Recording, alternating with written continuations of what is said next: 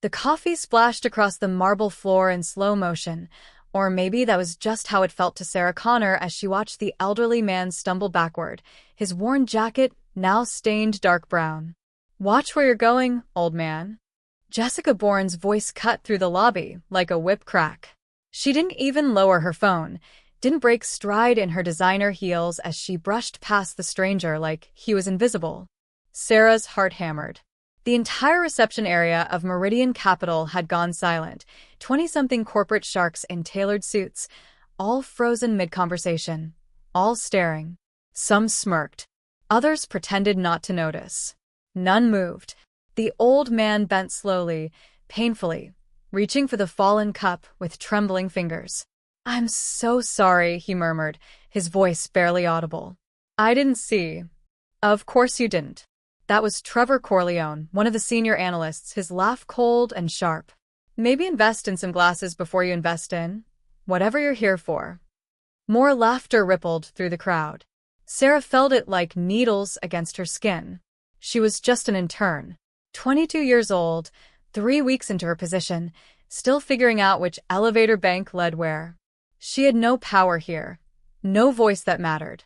Her supervisor had made that crystal clear yesterday when Sarah suggested a more efficient filing system and got dismissed with a wave of Monica's manicured hand. Asterisk, stay invisible. Don't make waves. Survive the 6-month program. Asterisk. That was the plan. But the old man was still on his knees, still apologizing to people who'd already turned away, and something in Sarah's chest just cracked. Here. She was moving before she could think, dropping to a crouch beside him, pulling napkins from her bag. "Let me help." The man looked up, and Sarah caught her breath. His eyes were sharp, impossibly sharp for someone who seemed so frail. Dark and assessing, like he could see straight through her pressed blouse and nervous smile into something deeper. "You don't have to," he said quietly. "I know." Sarah dabbed at the coffee pooling near his shoe. Expensive leather, she noticed, worn but well-made. "But I want to." "Sarah." Jessica's voice again, dripping with contempt. "We have the presentation in 10 minutes. Mr. Whitmore doesn't tolerate lateness." Sarah's stomach dropped. The Whitmore presentation, her first chance to sit in on a major client meeting. Miss it, and she might as well pack her desk. The old man was watching her. Waiting. She grabbed more napkins. "Tell Mr. Whitmore I'll be there in 5, Sarah called over her shoulder, not looking back. Her hands were shaking now, from fear or adrenaline. She couldn't tell. This is more important. The silence that followed was deafening. Then Trevor laughed, a harsh, ugly sound. "She's actually serious." Freaking believable. "Career suicide looks good on you, Connor," someone else chimed in. Sarah ignored them. She helped the old man to his feet, steadied him when he wobbled. Up close, she could see the lines etched deep around his eyes, the silver stubble on his jaw, the way his hands shook just slightly as he gripped her arm. "Thank you," he said, and there was something in his voice, a weight, a gravity, that made her pause. "Are you okay?" Sarah asked. "Do you need me to call someone?" "I'm exactly where I need to be." His gaze held hers. "And so are you, it seems." Before she could ask what that meant, he pressed something into her palm.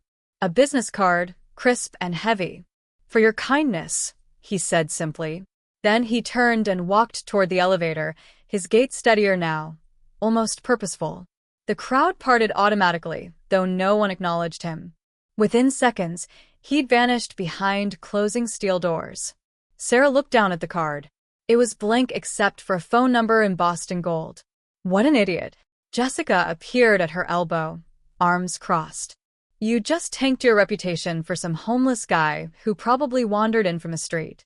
"He wasn't homeless," Sarah said quietly, tucking the card into her pocket. "Oh, really? What was he then?" Sarah didn't answer, because, honestly, she had no idea. But something about the encounter felt significant, like she'd just crossed a threshold she couldn't see. "The presentation?" she asked instead. Jessica's smile was knife-sharp. "Oh, that." Mr. Whitmore started early. Didn't want to wait for an intern who doesn't understand priorities. She leaned closer, her perfume cloying. Monica's already talking about cutting your program short. Apparently, you're not Meridian material. The words hit like a fist to the gut. Sarah had worked 3 jobs to afford her business degree. Spent every night of senior year perfecting her resume. This internship was supposed to be her golden ticket, the thing that transformed her from girl from the wrong side of town into someone who mattered. And she'd just thrown it away for a stranger. Sarah?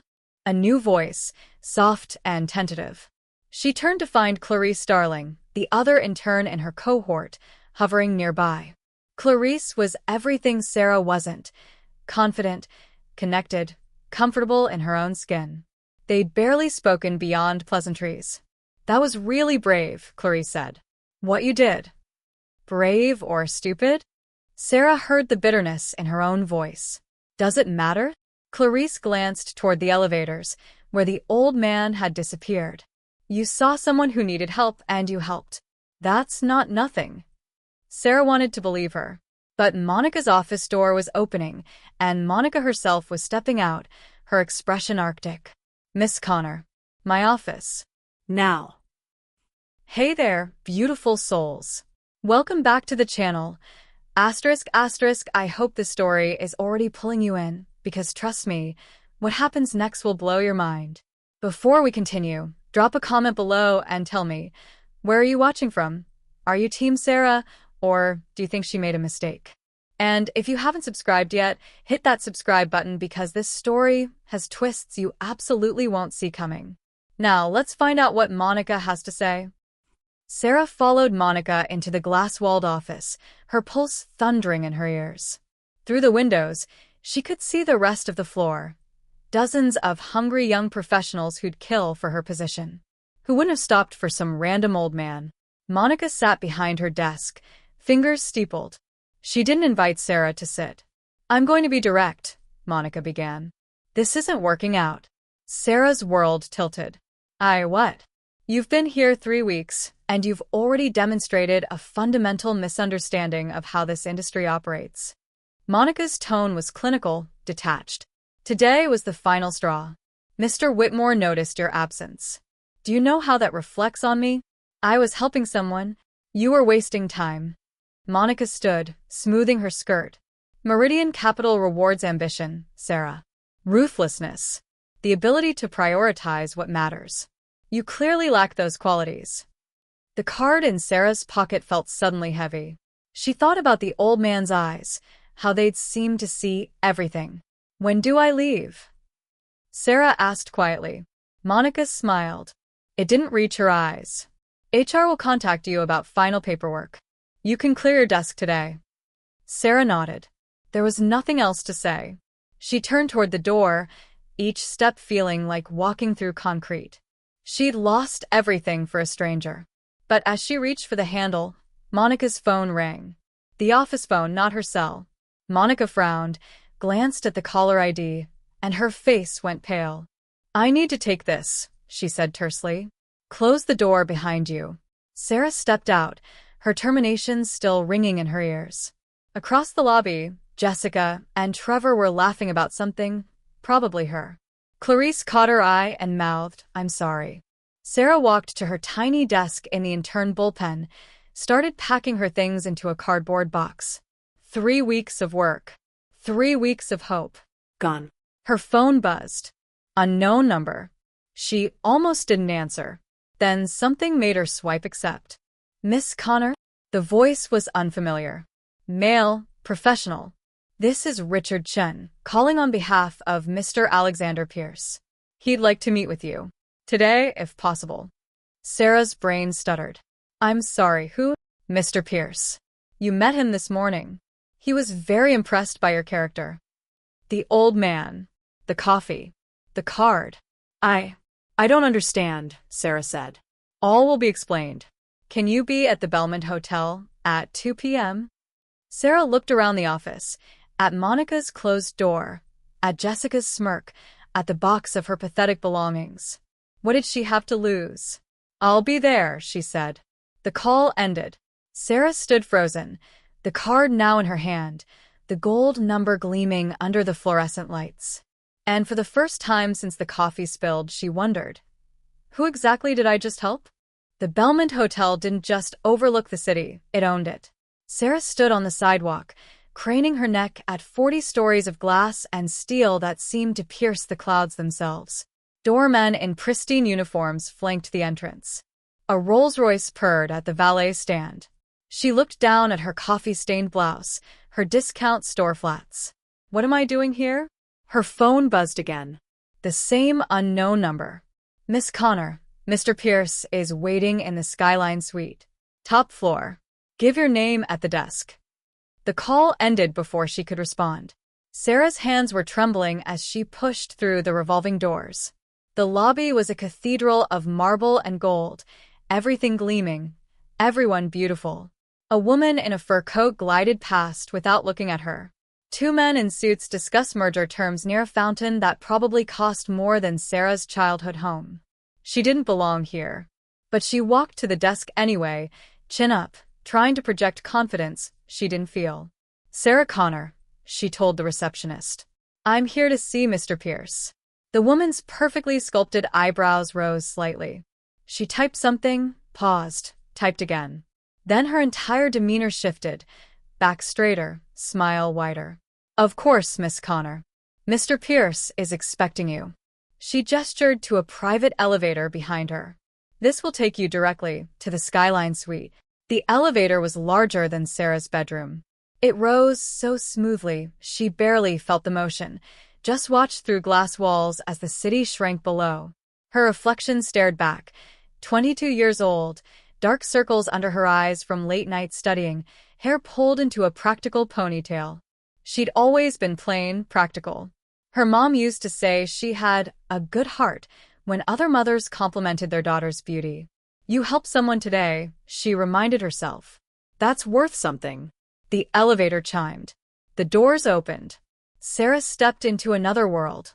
The suite was bigger than her entire apartment building. Floor-to-ceiling windows wrapped around 3 walls, offering a panoramic view that made her breath catch. The furniture was minimalist but clearly expensive, each piece a work of art. And standing by the window, hands clasped behind his back, was the old man from the lobby. Except he didn't look old anymore. He'd changed into a charcoal suit that fit like it had been painted on. His posture was straight, commanding. The trembling hands were steady now. And when he turned to face her, those sharp eyes were even more intense in the afternoon light. Miss Connor, he said, and his voice was different too. Stronger, richer. Thank you for coming. Sarah's mind raced. You weren't actually hurt. This morning. No. A slight smile. I wasn't. The coffee. The stumbling. All of it was a test. He moved toward a sitting area, gesturing for her to join him. Please sit. I owe you an explanation. Sarah didn't move. Who are you? My name is Alexander Pierce. I'm the founder and CEO of Pierce Industries. The name hit her like a thunderclap. Pierce Industries. One of the largest private equity firms in the country. Worth billions. She'd read about them in business school. Their aggressive acquisitions, their legendary returns, their famously reclusive founder who never gave interviews. You're him, she whispered. You're the Alexander Pierce. I am. He sat, looking suddenly tired again, or maybe that was real this time. And I've been dying for the past 6 months. The words hung in the air. Sarah found herself sitting without realizing she'd moved. What? Pancreatic cancer. Stage 4. His voice was matter-of-fact, but something flickered in his eyes. My doctors give me 3 months, maybe 4. Which means I have very little time to find someone worthy of inheriting my life's work. I don't understand what this has to do with me. Pierce leaned forward. I built my empire through ruthlessness, Miss Connor. I crushed competitors. Destroyed careers. Sacrificed relationships on the altar of success. He paused. I have no wife. No children. No one who gives a damn whether I live or die except for what I can give them. Sarah heard the pain beneath his words. It reminded her of her father, near the end, when the factory closed and he realized his whole identity had been tied to a job that didn't care about him. I'm sorry, she said quietly. Don't be. I made my choices. Pierce stood, walked back to the window. But before I die, I wanted to know if there were still people in this world who chose differently, who saw someone in need and helped, even when it cost them everything. So you pretended to be helpless. I've been doing it for 3 months. Different companies, different lobbies. 57 encounters total. His reflection in the glass looked haunted. You're the first person who stopped. The only one. Sarah's throat tightened. That can't be true. It is.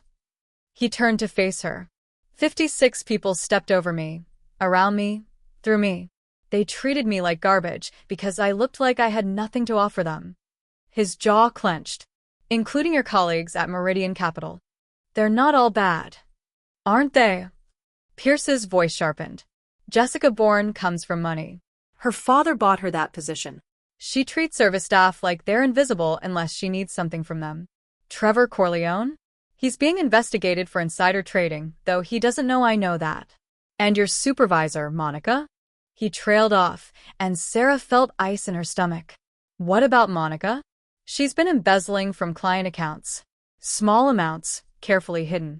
But I see everything, Miss Connor. It's what I do. Sarah's world tilted again. You need to report her. I will. But that's not why you're here. Pierce moved closer, his gaze intense. You lost your job today because you chose kindness over ambition. Because you saw a human being instead of an obstacle. That's rare. That's valuable. That's what I've been searching for. Mr. Pierce. I want to offer you an opportunity. He pulled an envelope from his jacket. Inside is a contract. If you sign it, you'll become my executive assistant for the next 3 months. You'll learn everything about my business. And at the end, he paused. If you prove yourself, I'll give you something that will change your life forever. Sarah stared at the envelope like it might explode. Why me? Because everyone else failed the test. His smile was sad. Because I'm running out of time, and I need to believe there's still hope in this world. Because when you knelt beside me this morning, you didn't see a billionaire or a homeless man. You saw someone who needed help, and you gave it without hesitation. Sarah's heart hammered. This was insane. She'd known this man for less than 5 hours. But something in his eyes, that desperate hope, called to something in her. What if I fail? She whispered. Then at least I'll have tried. Pierce extended the envelope. What do you say, Miss Connor? Do you want to learn what it really takes to build an empire? The good, the bad, and the ugly? Sarah thought about her empty apartment, her maxed-out credit cards, the text from her landlord about late rent. She thought about Monica's cold dismissal, Jessica's cruel laughter, the way everyone at Meridian had looked through her like she was nothing. She thought about her mother, working 3 jobs to put Sarah through school, always saying, do the right thing, even when it's hard. Sarah reached for the envelope. I'll do it, she said. Pierce's smile transformed his face. For a moment he looked years younger. Good. Then, let's begin. I know what you're thinking. This is moving fast, right? But trust me, we're just getting started. Drop a comment and tell me, would you have stopped to help that morning? Be honest. And if you're loving the story so far, smash that subscribe button because part 3 is going to introduce someone who changes everything for Sarah. You won't want to miss it. They spent the next hour reviewing the contract, 15 pages of legal language that Pierce translated into plain English. The terms were simple: 3 months of intensive training, full access to Pierce Industries, a salary that made Sarah's head spin, more than she'd make in 5 years at Meridian. And at the end, if Pierce deemed her worthy, she'd receive a gift commensurate with her character. What does that mean? Sarah asked. You'll see. Pierce's eyes twinkled. If you make it that far. Sarah signed. Pierce made a phone call, spoke briefly, hung up. My assistant will pick you up tomorrow at 6 a.m. Bring comfortable shoes and an open mind. Where are we going? To see where I came from. He walked her to the elevator. Sarah, this won't be easy. I'm going to push you harder than anyone ever has. I'm going to show you sides of business that will sicken you and inspire you in equal measure. And at the end, you'll have to make a choice that will define the rest of your life. The elevator arrived. Sarah stepped inside, her mind reeling. "Mr. Pierce," she said as the doors began to close. "Thank you for the chance." He nodded. "Thank you for reminding me why I built all this in the first place." The door shut. Sarah descended back to ground level, back to reality. But nothing felt real anymore. When she stepped outside, her phone buzzed. A text from an unknown number. Asterisk your first lesson. The people who laugh at you today will beg for your attention tomorrow. Watch closely. Learn from their mistakes. And never, ever forget what it felt like to be invisible. Asterisk. Asterisk. AP asterisk.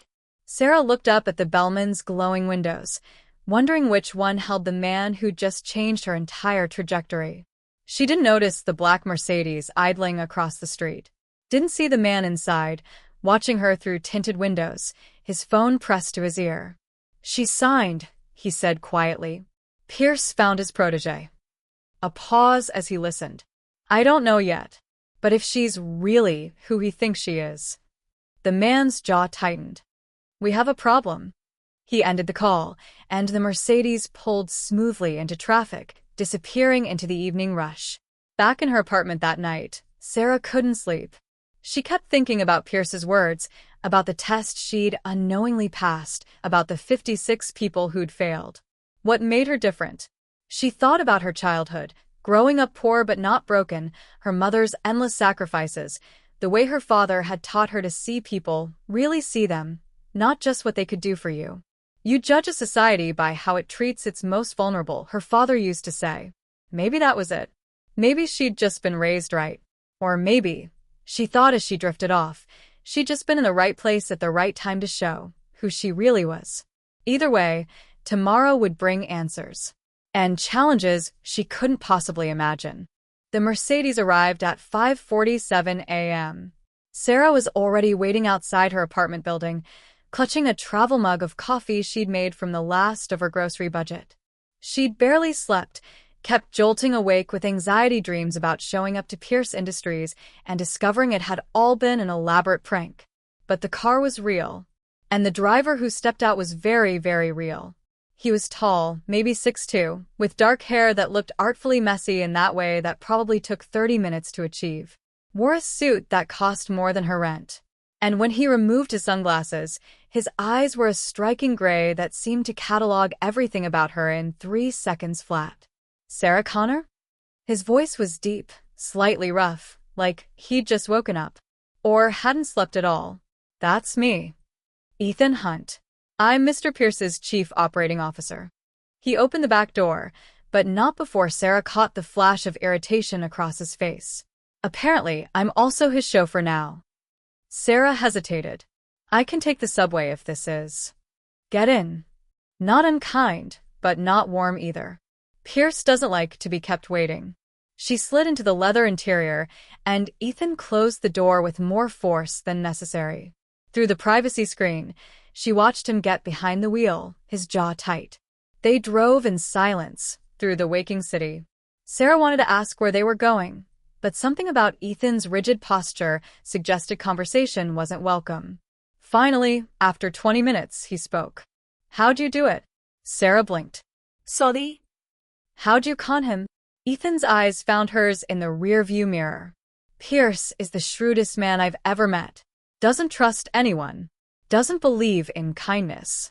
So how does a random intern become his new pet project in under 24 hours? The accusation stung. "I didn't con anyone. I just helped someone who needed it." Ethan's laugh was harsh. Right. "And I'm sure the fact that he's worth $8 billion had nothing to do with your Good Samaritan act." "I didn't know who he was." Sarah's voice came out sharper than intended. "And, honestly, I don't appreciate being called a con artist by someone who doesn't know me." "I know your type." Ethan took a turn too fast, and Sarah grabbed the door handle. "Young, ambitious, sees an opportunity and takes it. You're probably already planning how to manipulate a dying old man." "Stop the car." "What?" "Stop." The car. Sarah leaned forward. "I don't care who you are or what you think you know about me. But I won't sit here and be insulted because you're threatened by a stranger.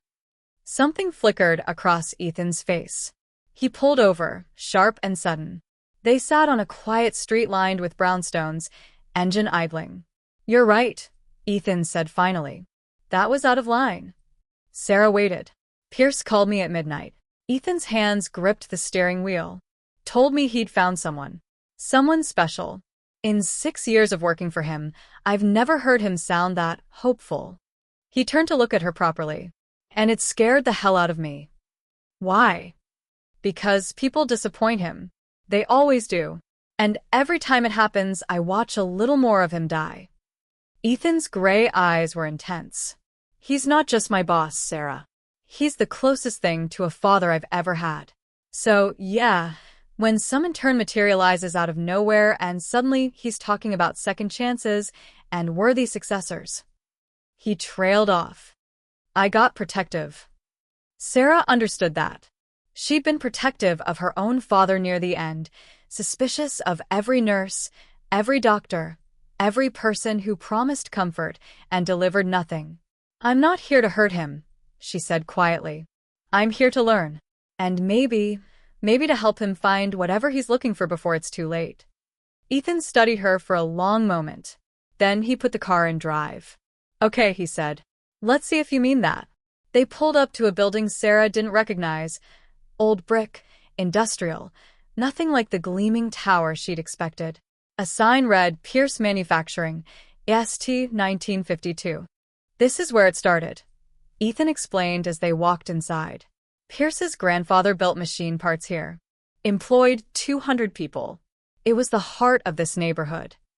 Past tense. Sarah noticed immediately. The factory floor was empty now, equipment covered in dust, windows grimy. But Pierce stood in the center of it all, wearing jeans and a worn flannel shirt, looking more like the old man from yesterday than the billionaire from the hotel. "Sarah." He smiled when he saw her. "Good. You're on time."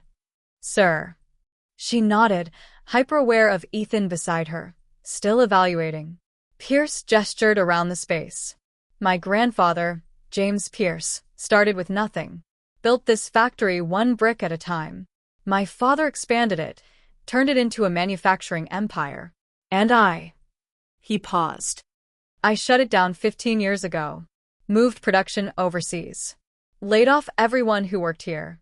Sarah heard the weight in his words. "Why?" she asked. "Because it made financial sense. Because my shareholders demanded it. Because I was building an empire, and empires require sacrifice." Pierce walked to a workbench, ran his hand over the dusty surface. 200 families lost their income. This neighborhood died. But Pierce Industries' stock price tripled. He turned to face her. "That's your first lesson, Sarah. Every decision in business has a human cost. The question is whether you're willing to pay it." Sarah thought about Meridian Capital, about the way they'd treated Pierce when they thought he was nobody, about the ruthlessness Monica preached. "What if there's another way?" she asked. Ethan made a sound, not quite a laugh, not quite a scoff. But Pierce's eyes lit up. "Show me." "Okay, I need to pause here and ask, are you Team Ethan yet? Because this protective, suspicious COO is about to become very important to Sarah's journey. Drop a comment telling me, do you think Ethan's right to be suspicious, or is he just jealous? And don't forget to subscribe, because the chemistry between these two is about to get complicated. They spend the next 3 hours touring the factory, Pierce explaining every decision he'd made, every consequence he'd ignored. Ethan contributed occasionally, filling in details, and Sarah noticed how their dynamic worked, Pierce the visionary, Ethan the executor. Like watching a well-rehearsed dance. "The workers unionized at the end," Pierce said. "Tried to save their jobs. I broke the union in 6 weeks." "How?" Sarah asked, though she wasn't sure she wanted to know. "Found the ringleader's weakness. Exploited it. Made an example of him." Pierce's voice was flat. "His name was Robertson. He'd been here 30 years. After I was done, no factory in the state would hire him." Sarah felt sick. "Where is he now?" "Dead. Heart attack, 2 years later. Stress-related," his widow said. The silence that followed was crushing. "Do you regret it?" Sarah whispered. Pierce met her gaze. "Every single day. But regret doesn't bring him back. Doesn't feed his children. Doesn't undo the choice." He moved closer. "That's lesson 2. You can't build an empire with clean hands. The question is what you do with the power once you have it." "And what did you do?" "Made money. Lots of it. And forgot why I wanted it in the first place." Pierce's voice cracked slightly. "Until 6 months ago, when my doctor told me I was dying, and I realized I'd spent 60 years building a legacy no one would mourn." Sarah understood then what this was really about. Not just finding a successor, finding redemption. "Mr. Pierce." "Alexander. Please." He smiled tiredly. "If we're going to spend 3 months together, let's skip the formalities." "Alexander." Sarah tried the name, felt it strange on her tongue. "What exactly are you asking me to do?" Learn. Question. "Challenge." He gestured around the empty factory. "I'm going to show you every mistake I made, every life I destroyed, every shortcut I took. And then I'm going to give you the power to either repeat my mistakes or forge a different path." That's a lot of pressure. You stopped to help a stranger when everyone else walked by. Alexander's eyes were fierce. "You can handle pressure." Ethan cleared his throat. "We should go. The board meeting's in an hour." "Right." Alexander straightened, and Sarah watched him transform again, shoulders back, face hardening, the vulnerability disappearing behind a mask of authority. "Time to show you the lion's den." They drove to Pierce Industries headquarters, a 60-story monument to wealth and power. The lobby alone was bigger than the entire factory they'd just left. Everything gleamed. Everyone wore designer clothes and desperate ambition. In the elevator, Alexander turned to her. "The board doesn't know about you yet. As far as they're concerned, you're my new assistant. Nothing more." Why? "Because the moment they know I'm grooming a successor, they'll eat you alive." He adjusted his tie. "Or try to buy you. Or both." The elevator doors opened onto the executive floor, and Sarah saw him. He stood by the reception desk, mid-conversation with a blonde woman in a power suit. Tall, confident, laughing at something she'd said. Then he turned, and Sarah's breath caught. It was the man from the Mercedes, the one who'd been watching her outside the Belmont. Their eyes met across the lobby, and his smile vanished. "Ah," Alexander said, following her gaze. "Sarah, meet my nephew, Daniel Skywalker. He's our head of acquisitions." Daniel crossed to them, and Sarah noted how Ethan's posture changed, subtle, but defensive. "Uncle," Daniel said, his voice smooth as silk. Then to Sarah, "And you must be the famous Good Samaritan I've heard so much about." He extended his hand. Sarah shook it, felt the strength in his grip, the way he held on just a second too long. "Famous," she managed. "Alexander couldn't stop talking about you at dinner last night." Daniel's smile was perfect, practiced. "Said you restored his faith in humanity." That's quite an accomplishment. There was something underneath his words.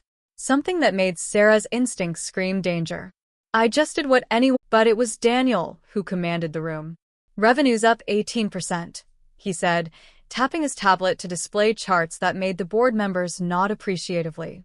"The Meridian acquisition I proposed last month is projected to yield $300 million in the first year alone." Meridian. Sarah's pen froze mid-note. "Acquisition?" one of the board members asked. "I thought we were just exploring partnership opportunities." Daniel's smile was razor-sharp. "Partnership implies equality. Meridian Capital is bleeding money from internal fraud. They just don't know it yet. We buy them out, clean house, absorb their client base." He glanced at Sarah, so quick she almost missed it.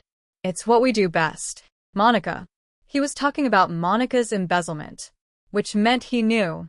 Which meant, "Mr. Skywalker." Sarah's voice cut through the room before she could stop herself.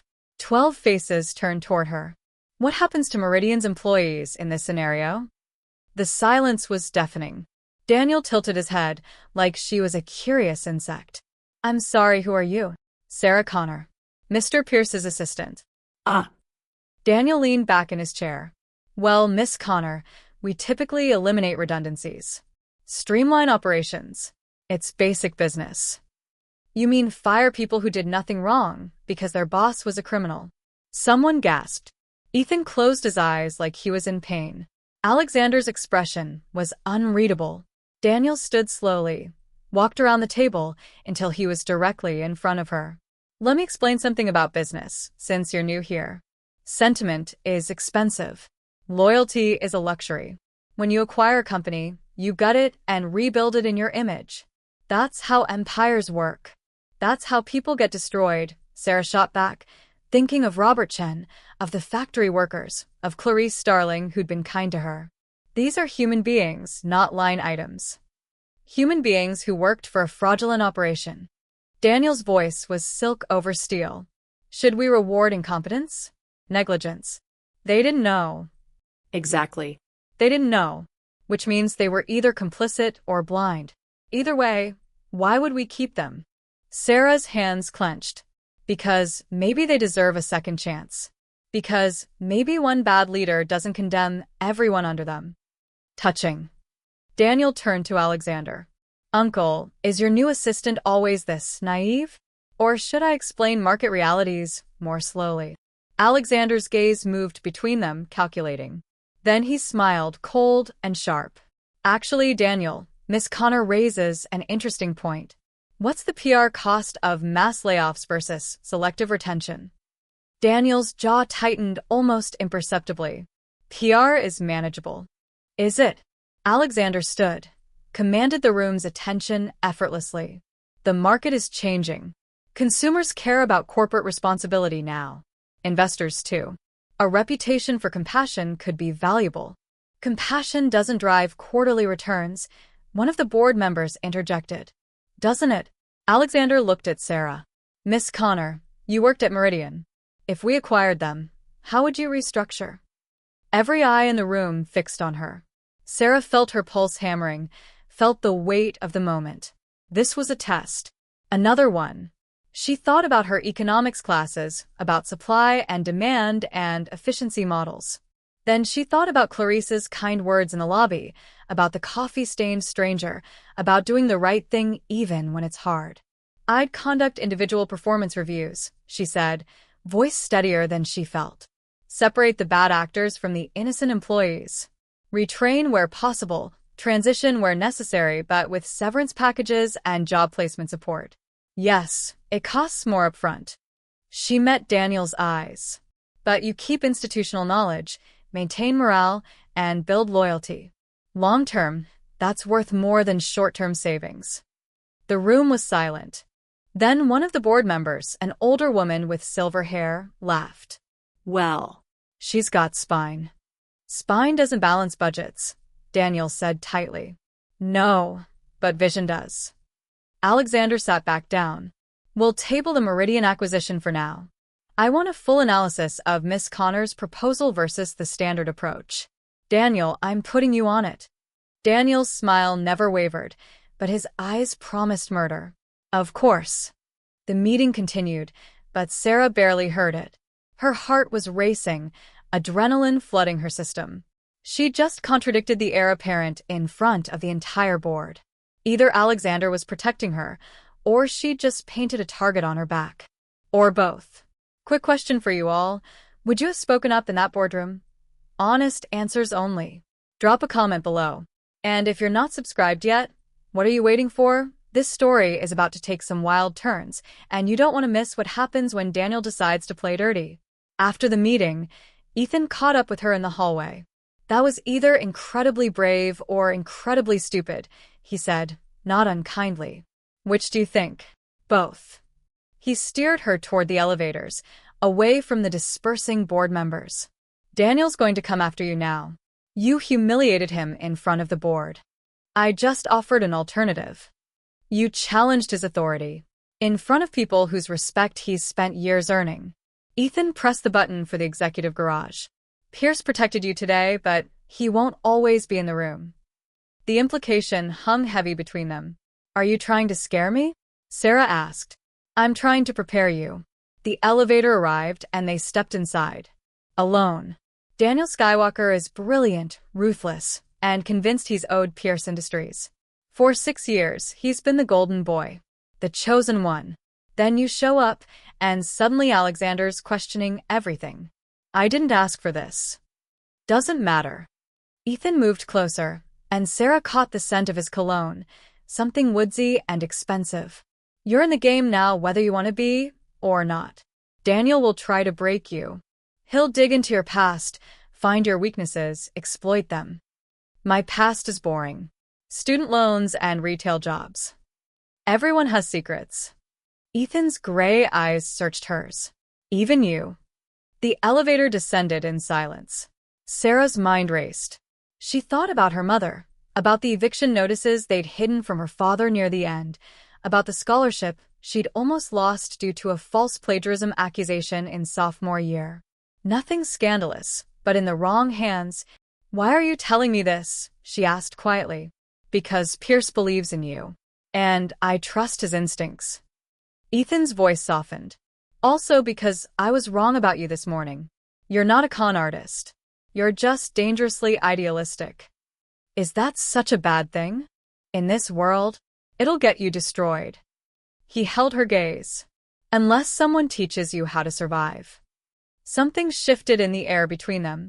Sarah felt it, a pull, a heat, something she absolutely could not afford to feel right now. The elevator opened. Ethan stepped back, the moment broken. Come on, he said. Pierce wants you to shadow me for the rest of the day. Learn the operational side. They spent the afternoon touring departments, finance, legal, marketing. Ethan explained how each piece fit into the larger machine, how Pierce Industries operated across 17 countries and 43 subsidiaries. It was overwhelming and fascinating in equal measure. But Sarah kept noticing things. The way employees flinched when executives approached.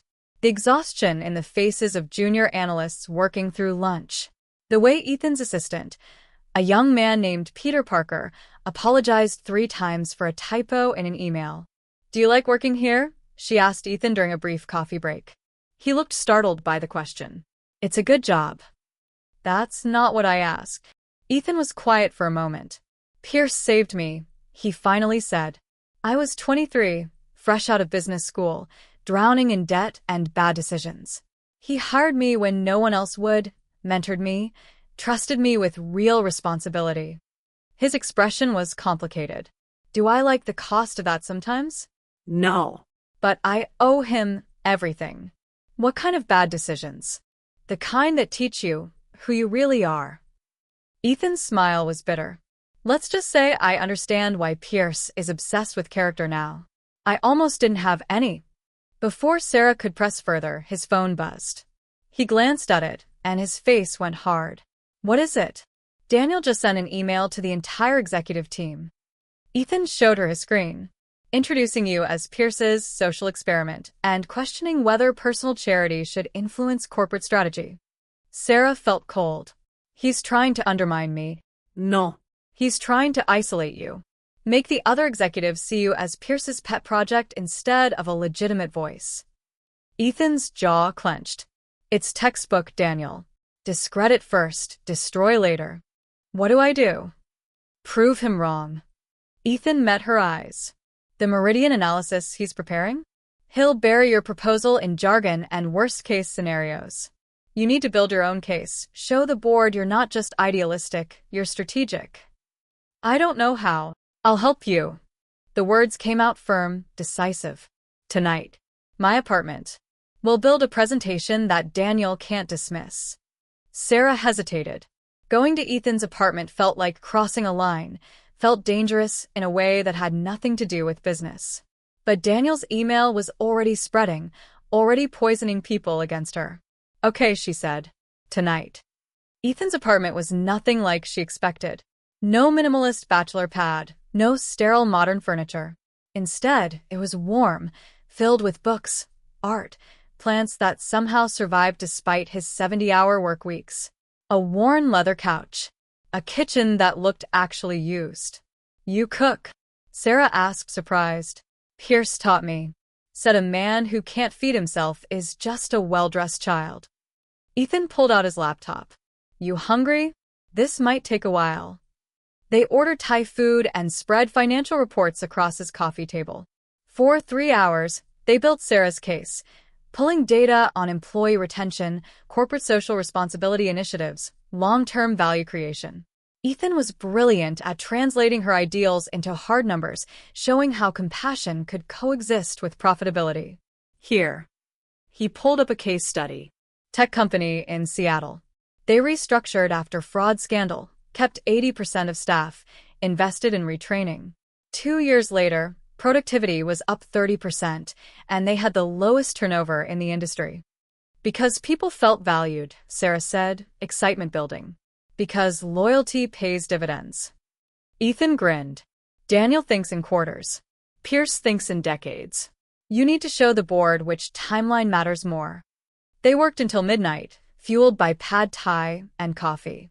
At some point, Sarah kicked off her shoes. Ethan loosened his tie. The professional distance between them gradually dissolved into something easier, more real. Why'd Pierce really hire you? Sarah asked during a break, curious. Ethan was quiet for a long moment. I was arrested for insider trading when I was 23. Sarah's breath caught. I worked for a hedge fund, young and stupid and desperate to prove myself. My boss gave me what I thought was legitimate market research. Turned out to be stolen intel. I made the trade. SEC came down hard. He met her eyes. I was facing 5 years in prison. What happened? Pierce happened. He was investigating the hedge fund for acquisition. Discovered what my boss had done. Realized I'd been a patsy. He got me a deal, community service, restitution, a black mark on my record that should have destroyed my career. Ethan's voice was rough. Then he hired me. Told me everyone deserves a chance to prove they're more than their worst mistake. Sarah understood then why Ethan was so protective of Alexander, why he'd been suspicious of her. He'd been saved once. He couldn't bear to watch his savior be disappointed again.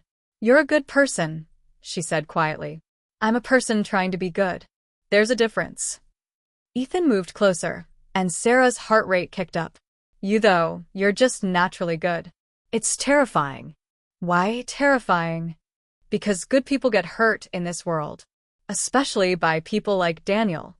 His hand brushed hers, tentative. And I.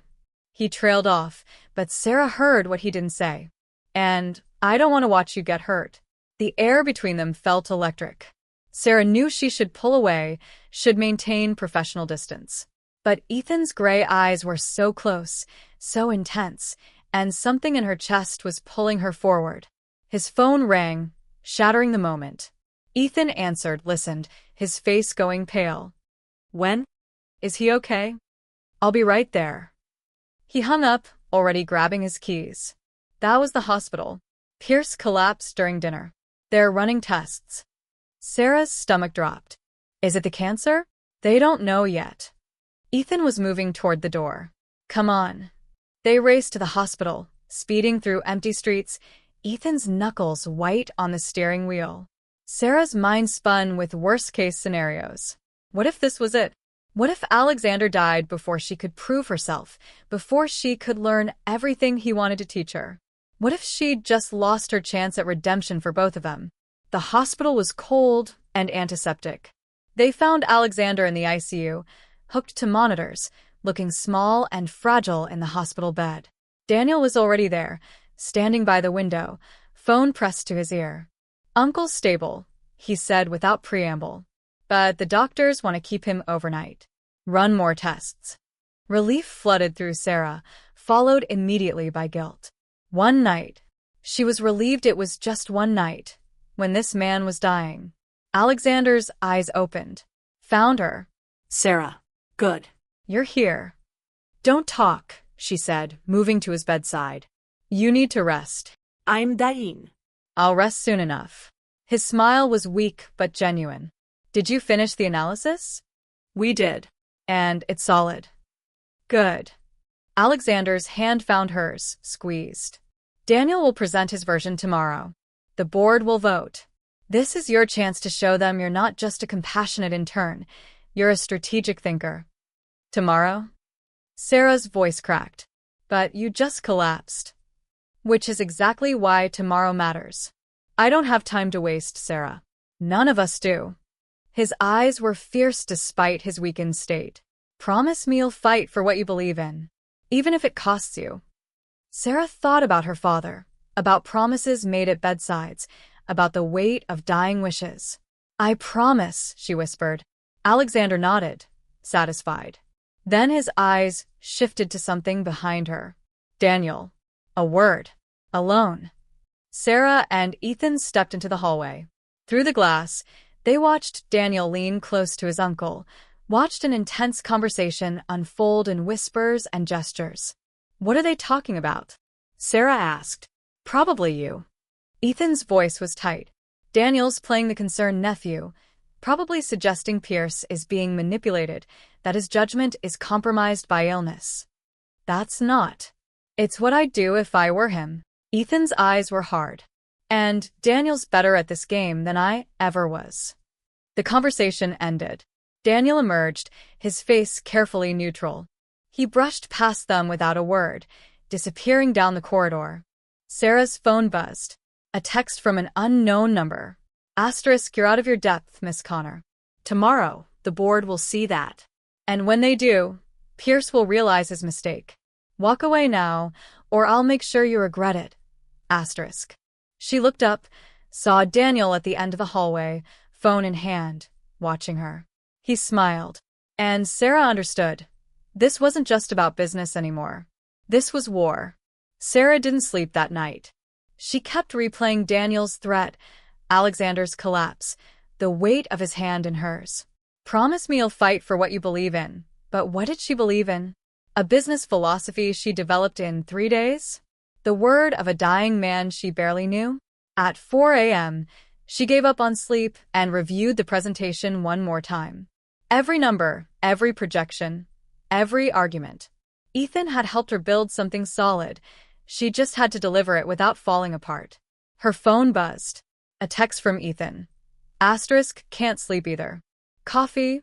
Asterisk. 20 minutes later, they sat in an all-night diner, the only customers besides a tired waitress and a man reading yesterday's newspaper. You ready? Ethan asked. No. Sarah wrapped her hands around her mug. But I'm doing it anyway. That's the definition of courage. He smiled, and something in Sarah's chest tightened. For what it's worth, I believe in you. What you said in that boardroom, it wasn't naive. It was necessary. Daniel doesn't think so. Daniel thinks compassion is weakness. He's wrong. Ethan's voice was fierce. The world doesn't need more men like Daniel Skywalker. It needs more people like you. Sarah met his eyes, saw something there that made her breath catch. Not just respect. Something deeper, more dangerous. Ethan. I know. He looked away. Bad timing. Terrible timing, actually. But I need you to know that whatever happens today, you didn't imagine this. Us. This connection.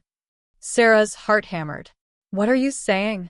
I'm saying I haven't felt like this in years. Maybe ever. Ethan's jaw clenched.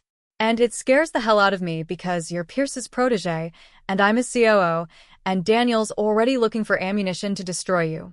If he finds out, he won't. Sarah reached across the table, took Ethan's hand. Because nothing's happened. Yet. The yet hung between them like a promise. Ethan's thumb traced circles on her palm. After today. After you've proven yourself and Daniel's backed down, and the board accepts you, then we can figure out what this is. Deal. They sat like that for a moment, hands linked, the fluorescent diner lights buzzing overhead. Sarah memorized the feeling.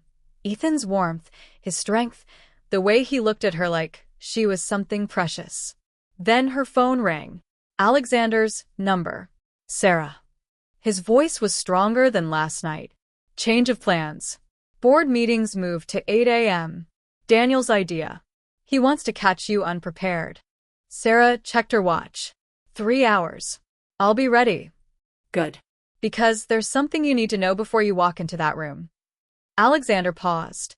Daniel isn't just my nephew. He's my son. The words hit like a freight train. What? His mother.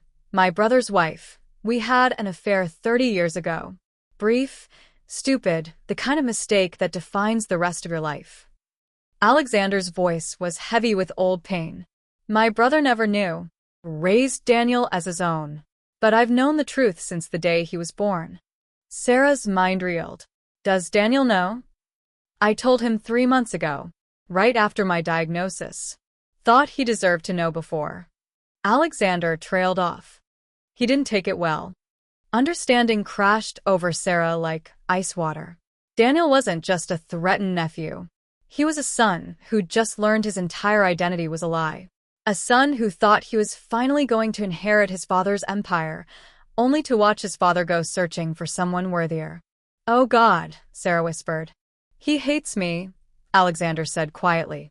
And I don't blame him. But Sarah, that doesn't change what's at stake today. Daniel's presenting a vision built on everything I regret: ruthlessness, profit at any cost, people as disposable resources. If the board chooses his path. He took a shaky breath. Then everything I'm trying to undo dies with me. Alexander, promise me you won't let sympathy stop you from fighting. Daniel may be my son, but he's also everything wrong with the empire I built. You're the chance to build something better. The call ended. Sarah sat frozen, Ethan staring at her across the table. What did he say? Ethan asked. Sarah told him, watched his face cycle through shock, understanding, and finally, grim acceptance. That explains so much, Ethan murmured. The way Daniel's been acting. The desperation in his eyes. He's not just fighting for the company, he's fighting for his father's approval. Approval he'll never get, Sarah said, heartbreaking for all of them. Because Alexander's giving it to me instead. Okay, I need to know. Did you see that twist coming? Daniel is Alexander's secret son. Drop a comment and tell me if your mind is blown right now. And seriously, if you're not subscribed yet, what are you doing? This story is about to go nuclear. The boardroom felt different at 8 a.m. Colder. More hostile. Daniel stood at the presentation screen, immaculate in a navy suit, every inch his father's son, though no one in the room knew it except Sarah, Ethan, and Alexander. The board members filed in, coffee cups in hand, expressions ranging from curious to annoyed at the early hour. Alexander entered last, looking pale but determined. He took his seat at the head of the table. Thank you all for accommodating the schedule change, Daniel began, voice smooth and confident. I know it's early, but given my uncle's health situation, we need to expedite key decisions. Uncle, the word felt like a lie now. Let's begin with the Meridian acquisition. Daniel clicked to his first slide, a complex financial model. As you know, Miss Connor proposed an alternative approach focused on employee retention and retraining. While admirable in sentiment, the numbers tell a different story. He walked them through projections, worst-case scenarios, risk assessments. Every chart showed Sarah's approach bleeding money, missing targets, failing investors. He'd buried her idealism under an avalanche of data designed to terrify. In contrast, Daniel continued, the traditional acquisition approach nets us $300 million in year one. We eliminate 70% of Meridian staff, absorb their client base, and streamline operations for maximum efficiency. What about the PR risk? The silver-haired board member, Gloria Everdeen, asked. Mass layoffs could damage our reputation. Manageable through strategic communications and philanthropic gestures. A $5 million donation to a jobs retraining program will more than offset any negative press. Daniel's smile was practiced perfect. We get to look compassionate without actually sacrificing profit. Several board members nodded. Sarah watched them being convinced, watched her proposal dying before she'd even presented it. Alexander caught her eye. Fight. Sarah stood, legs shaking but voice steady. May I present an alternative perspective? Daniel's jaw tightened. Miss Connor, I've already covered. You've covered one perspective. The board deserves to hear both before voting. Gloria Everdeen leaned forward. I'd like to hear what she has to say. Daniel stepped aside, but his eyes promised retribution. Sarah connected her laptop with trembling fingers. The first slide appeared, not complex charts, but a photo. The old Pierce manufacturing building, empty and abandoned. This is where Pierce Industries started, Sarah began. 200 families depended on this factory. When it closed 15 years ago, the neighborhood died. Unemployment spiked. Property values crashed. Lives were destroyed in service of a quarterly earnings report. She clicked to the next slide.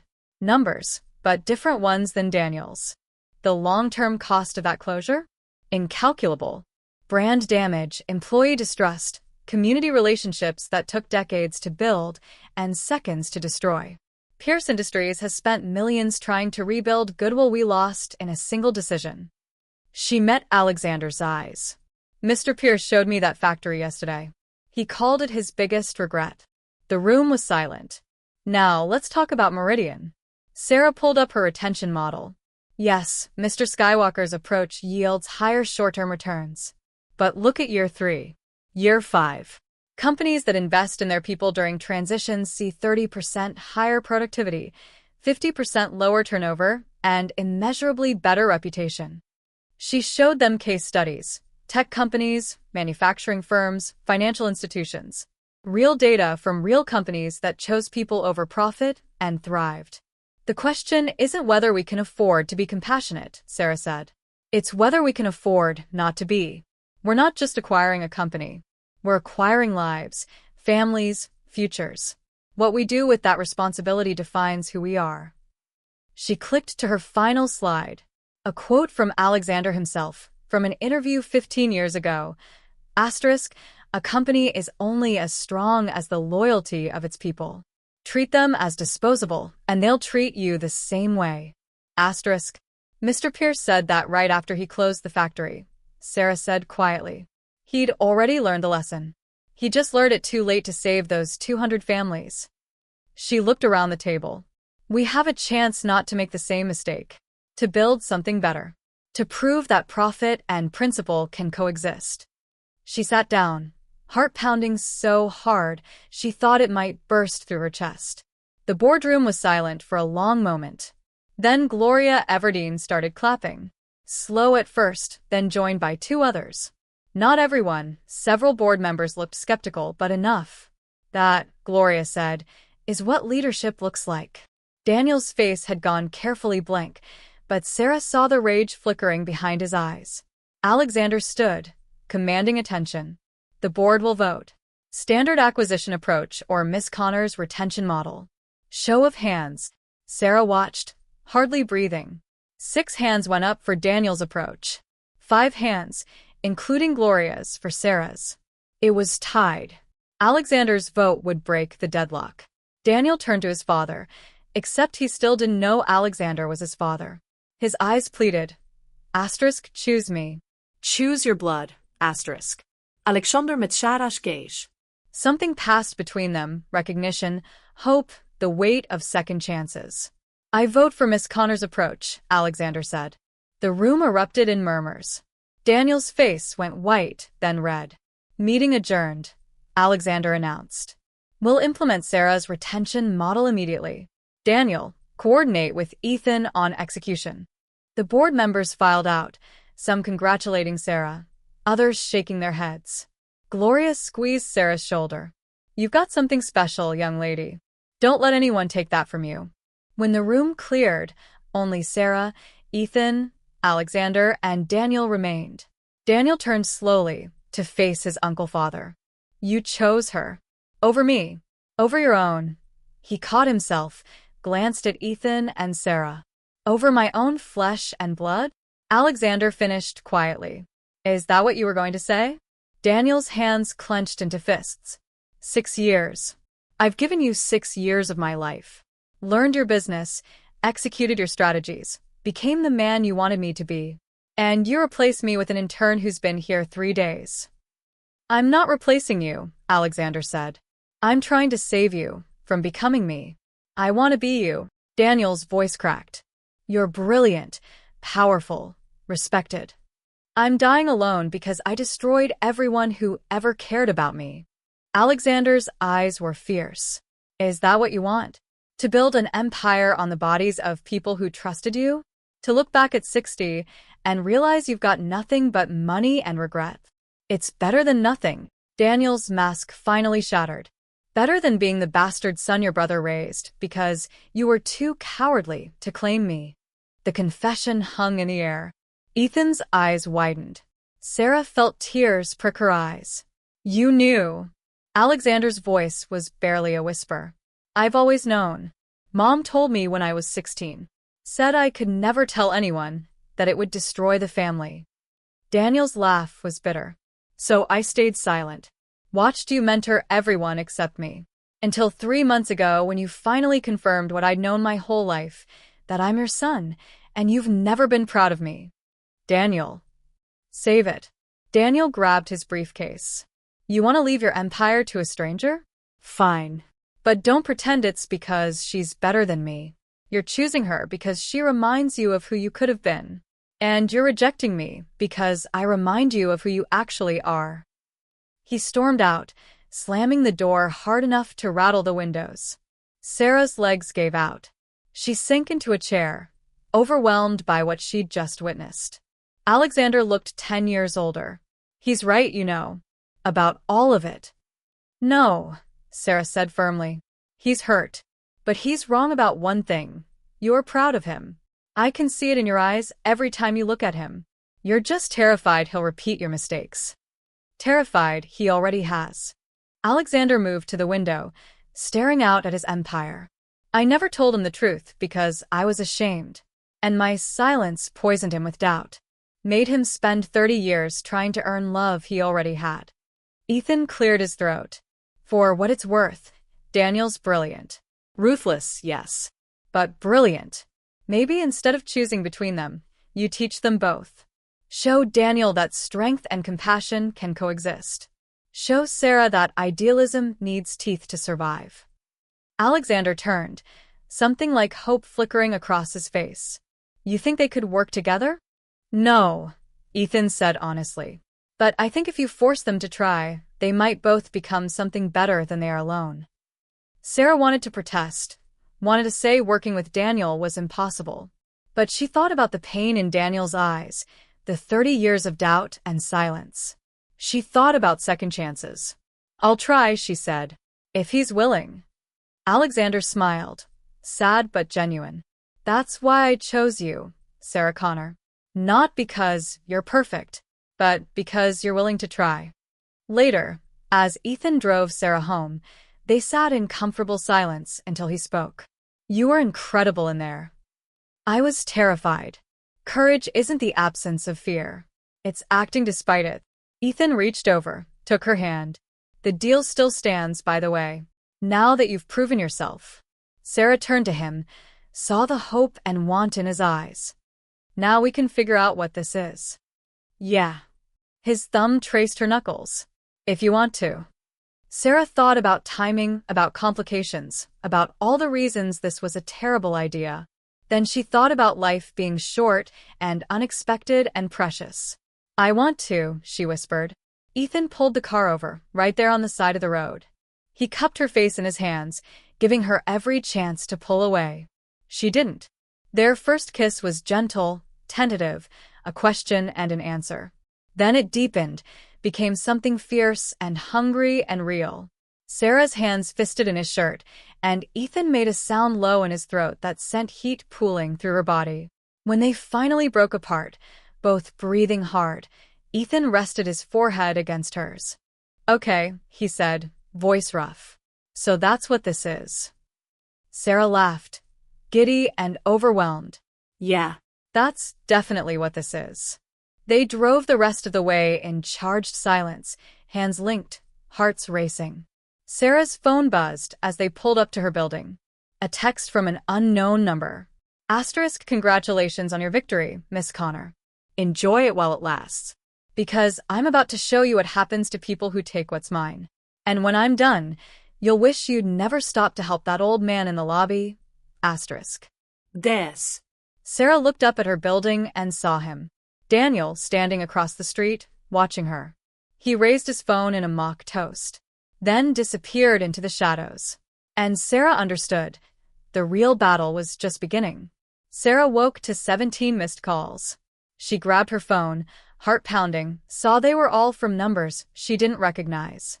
The first voicemail started playing automatically. Miss Connor, this is Amanda Chin from the Wall Street Journal. I'm fact-checking a story about your relationship with Alexander Pierce. Can you confirm whether you've been romantically involved with him in exchange for your position at Pierce Industries? Sarah's blood went cold. The next voicemail. Sarah, this is Marcus Webb from Financial Times. We've received documents suggesting you plagiarized your Meridian proposal from a business school case study. Care to comment? Another. Miss Connor, TMZ here. We have photos of you entering Ethan Hunt's apartment late at night. Is it true you're sleeping with the COO to advance your career? Sarah dropped the phone like it had burned her.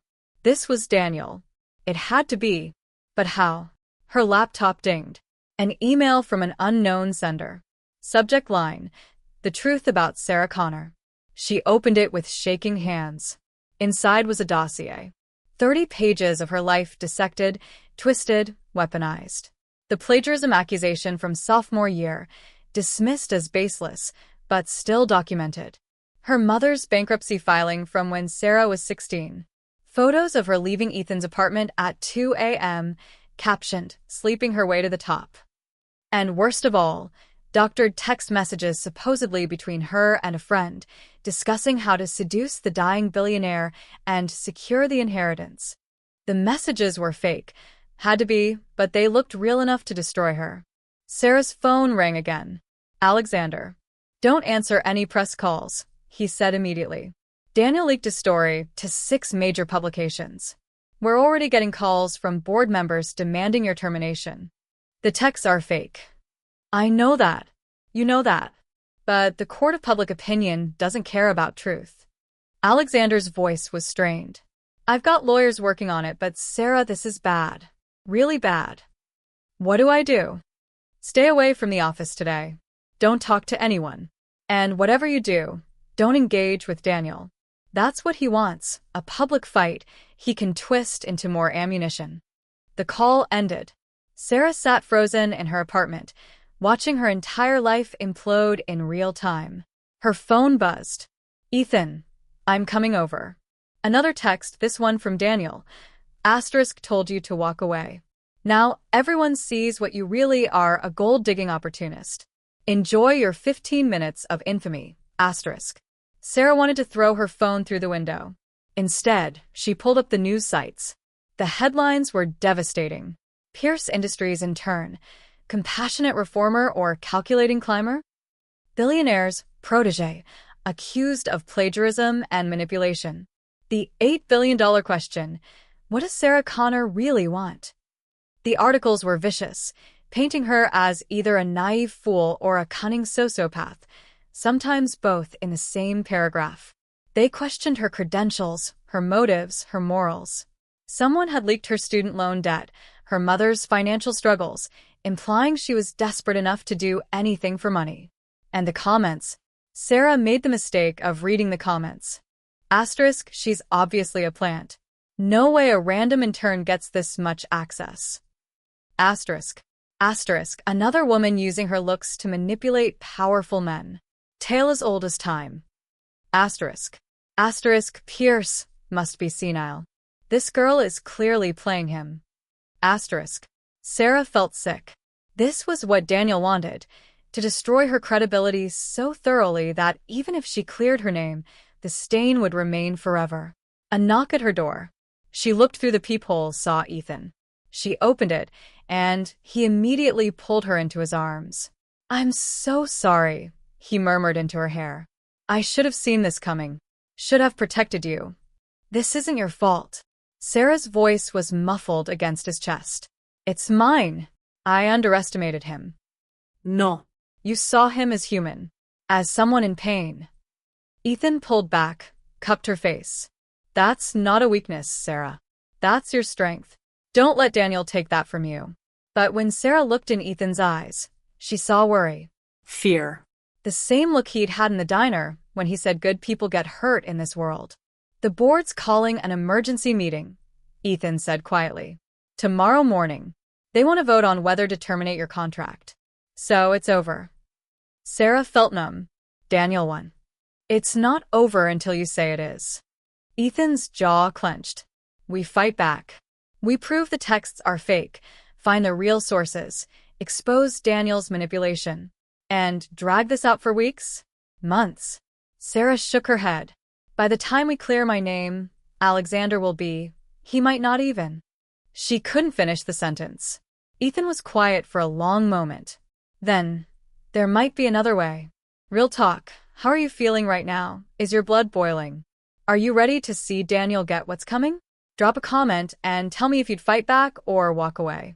And if you haven't subscribed yet, now is the time, because part 7 is going to be explosive. The other way turned out to be a press conference. Absolutely not, Sarah said immediately. That's suicide.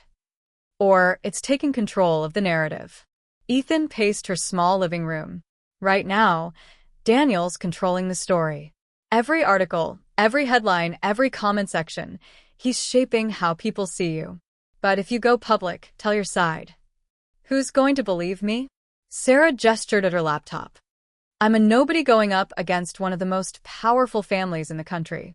The second I claim those texts are fake, they'll say I'm lying to save myself. Some will, but others.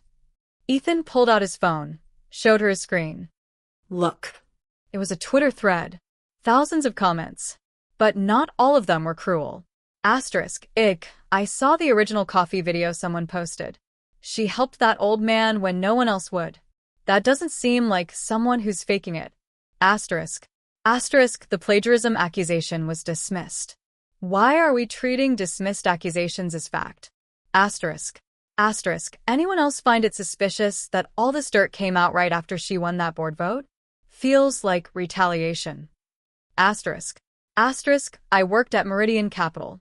Sarah was one of the only people who treated assistants like humans. This smear campaign is BS. Asterisk. Sarah's eyes widened. Clarice. The last comment was from Clarice Starling, her fellow intern from Meridian. The one who'd said Sarah was brave. More comments poured in, former classmates defending her character, professors vouching for her integrity, even a few Pierce Industries employees speaking up anonymously about Daniel's ruthless reputation. You're not as alone as you think, Ethan said softly. And if you stand up and tell the truth, more people will stand with you. Sarah wanted to believe him. But she thought about her mother, about how many times people had made promises they couldn't keep, about how hope could be the most dangerous thing of all. What does Alexander think? She asked. He thinks it's your decision. But he also said. Ethan hesitated. He said that watching you fight for your principles in that boardroom reminded him of who he could have been. And that if you walk away now, it proves Daniel right, that compassion is weakness, that ruthlessness always wins. Sarah closed her eyes, felt the weight of it all, the accusations, the judgment, the impossible choice between her dignity and her mission. Then she thought about the factory workers. The families destroyed by decisions made in boardrooms by people who never had to face them. The Robert Chens of the world, crushed by systems that treated them as disposable. You judge a society by how it treats its most vulnerable, her father had said. Right now, she was the vulnerable one. And the world was watching. Set up the press conference, Sarah said, opening her eyes. Tomorrow, before the board meeting. Ethan's face broke into a fierce smile. That's my girl. He leaned down to kiss her, and for a moment Sarah forgot about everything except the warmth of his mouth, the strength of his arms, the feeling that maybe, just maybe, she wasn't fighting alone. But when they broke apart, her phone was ringing again. This time it was her mother. Sarah's stomach dropped. Mom, baby, what's happening? Her mother's voice was thick with tears. I'm seeing all these articles, these horrible things people are saying. It's not true, Mom. None of it. I know that. You think I don't know my own daughter? Her mother's voice strengthened. But baby, are you safe? These rich people, they'll destroy you if you threaten them. I know. But Mom, there's this man. Alexander Pierce. He's dying, and he's trying to fix the damage he caused, and I think I can help him. I think I can make a difference.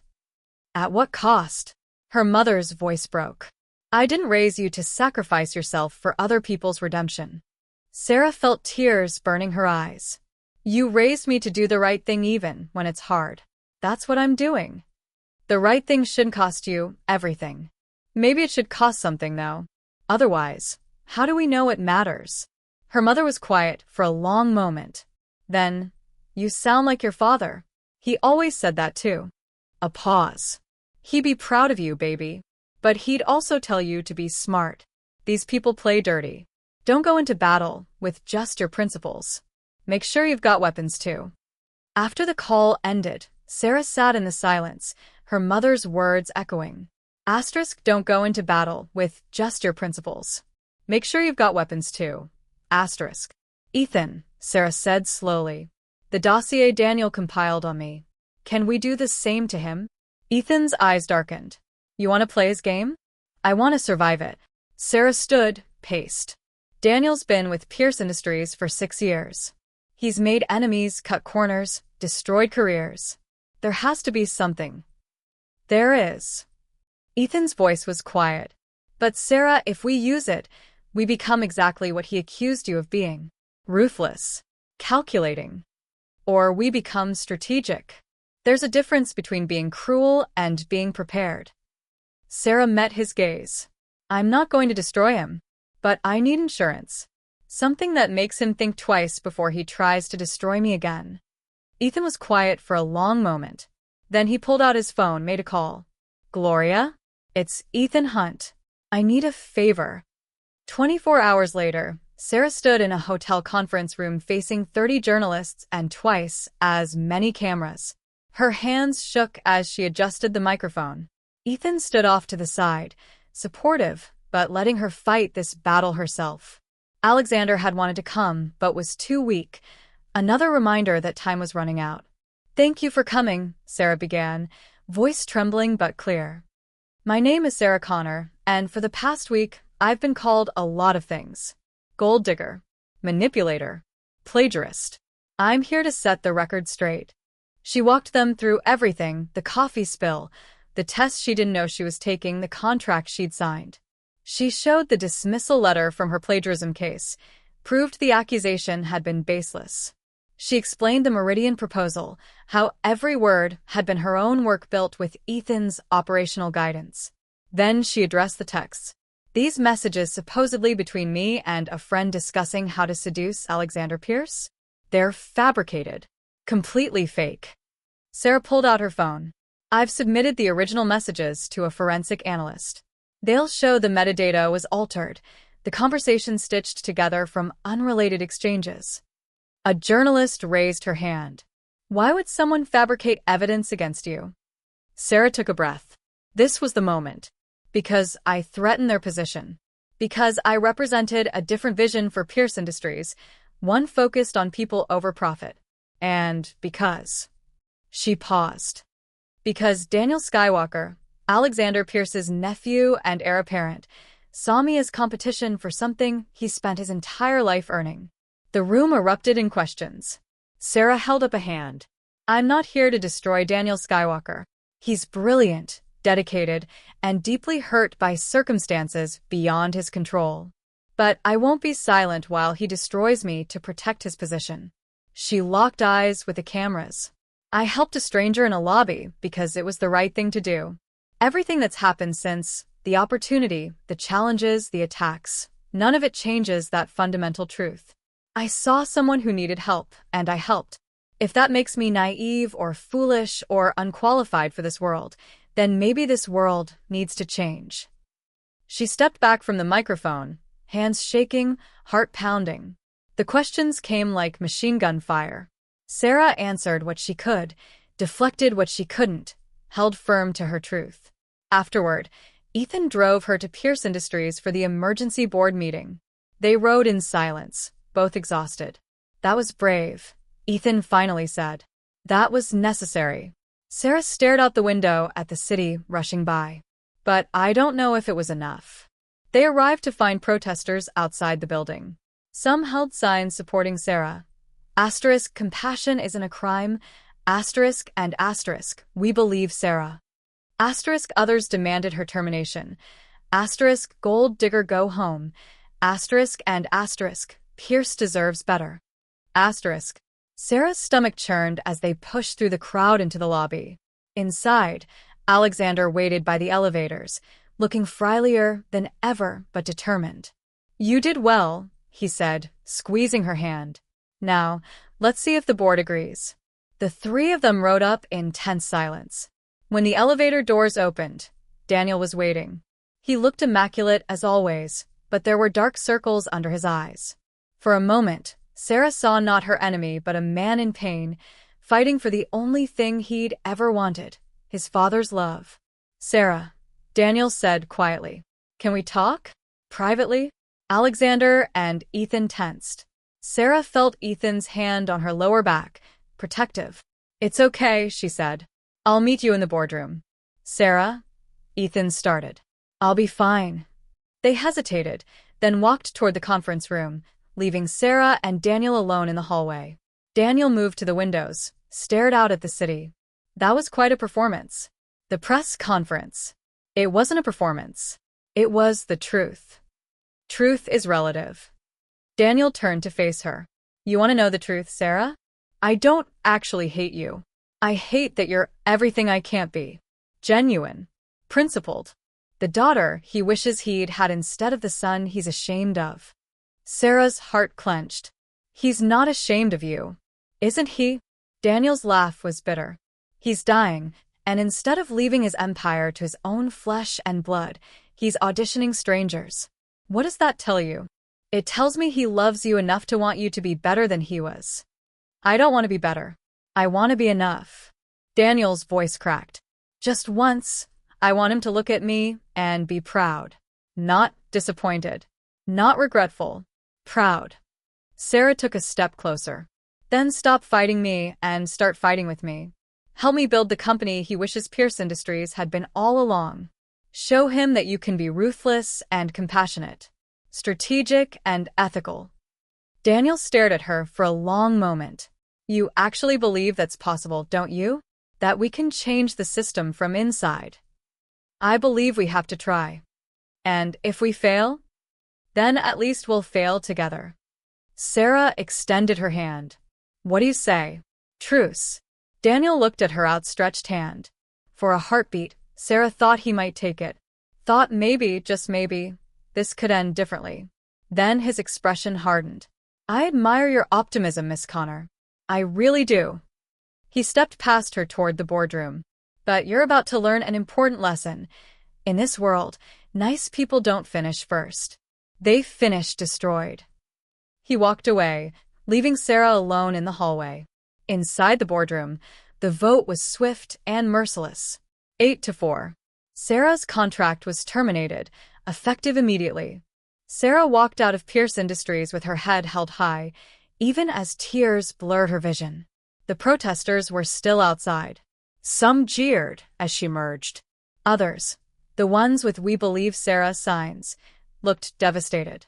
A young woman, maybe 19, caught Sarah's arm as she passed. "Don't give up," the girl said fiercely. "We need people like you." Sarah managed a smile, though her heart was breaking. "Thanks, but sometimes believing isn't enough." She made it 3 blocks before her legs gave out. She sank onto a bench, finally allowing herself to fall apart. Everything she'd fought for gone. Alexander's trust betrayed. The chance to make a difference destroyed. Her phone buzzed. "Ethan? Asterisk, where are you?" "I'm coming to get you. Asterisk." Before she could respond, someone sat down beside her. Gloria Everdeen, the silver-haired board member who'd voted for Sarah's approach. She held 2 cups of coffee and offered one to Sarah. "I don't understand," Sarah said, voice thick. "You voted for me in there. Why didn't you fight harder?" "I did fight. Lost 8-4, remember? I brought 3 others with me." Gloria sipped her coffee. "But that's not why I'm here." "Then why are you here?" "Because 23 years ago, I was you." Gloria's eyes were distant. Young, idealistic, trying to change a system designed to crush people like us. "I worked for a manufacturing company, proposed a profit-sharing model that would have transformed worker retention. The board laughed me out of the room." Sarah's throat tightened. "What did you do?" "I gave up. Took the safe path." climbed the corporate ladder by playing their game, following their rules. Gloria met her eyes. And I've regretted it every single day since. Because you know what? My idea would have worked. I had the data, the strategy, the vision. I just didn't have the courage to fight when they pushed back. I fought. It didn't matter. You fought one battle and lost. That's not the same as losing the war. Gloria pulled an envelope from her purse.